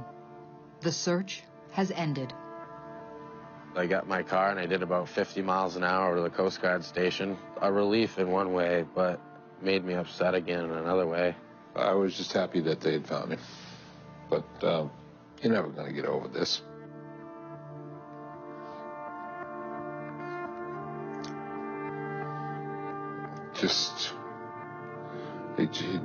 It just leaves a big hole. You never get over it. One of the authorities called me to tell me he's been found. He said, Helen, you were right. You have no idea how close you are.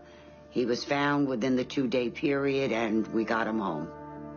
Sergeant LaFlamme admitted to me that Christopher Toby was found pretty much where she said he would be.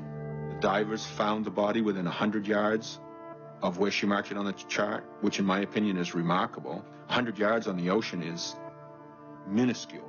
It's kind of a miracle. I mean, she just found him.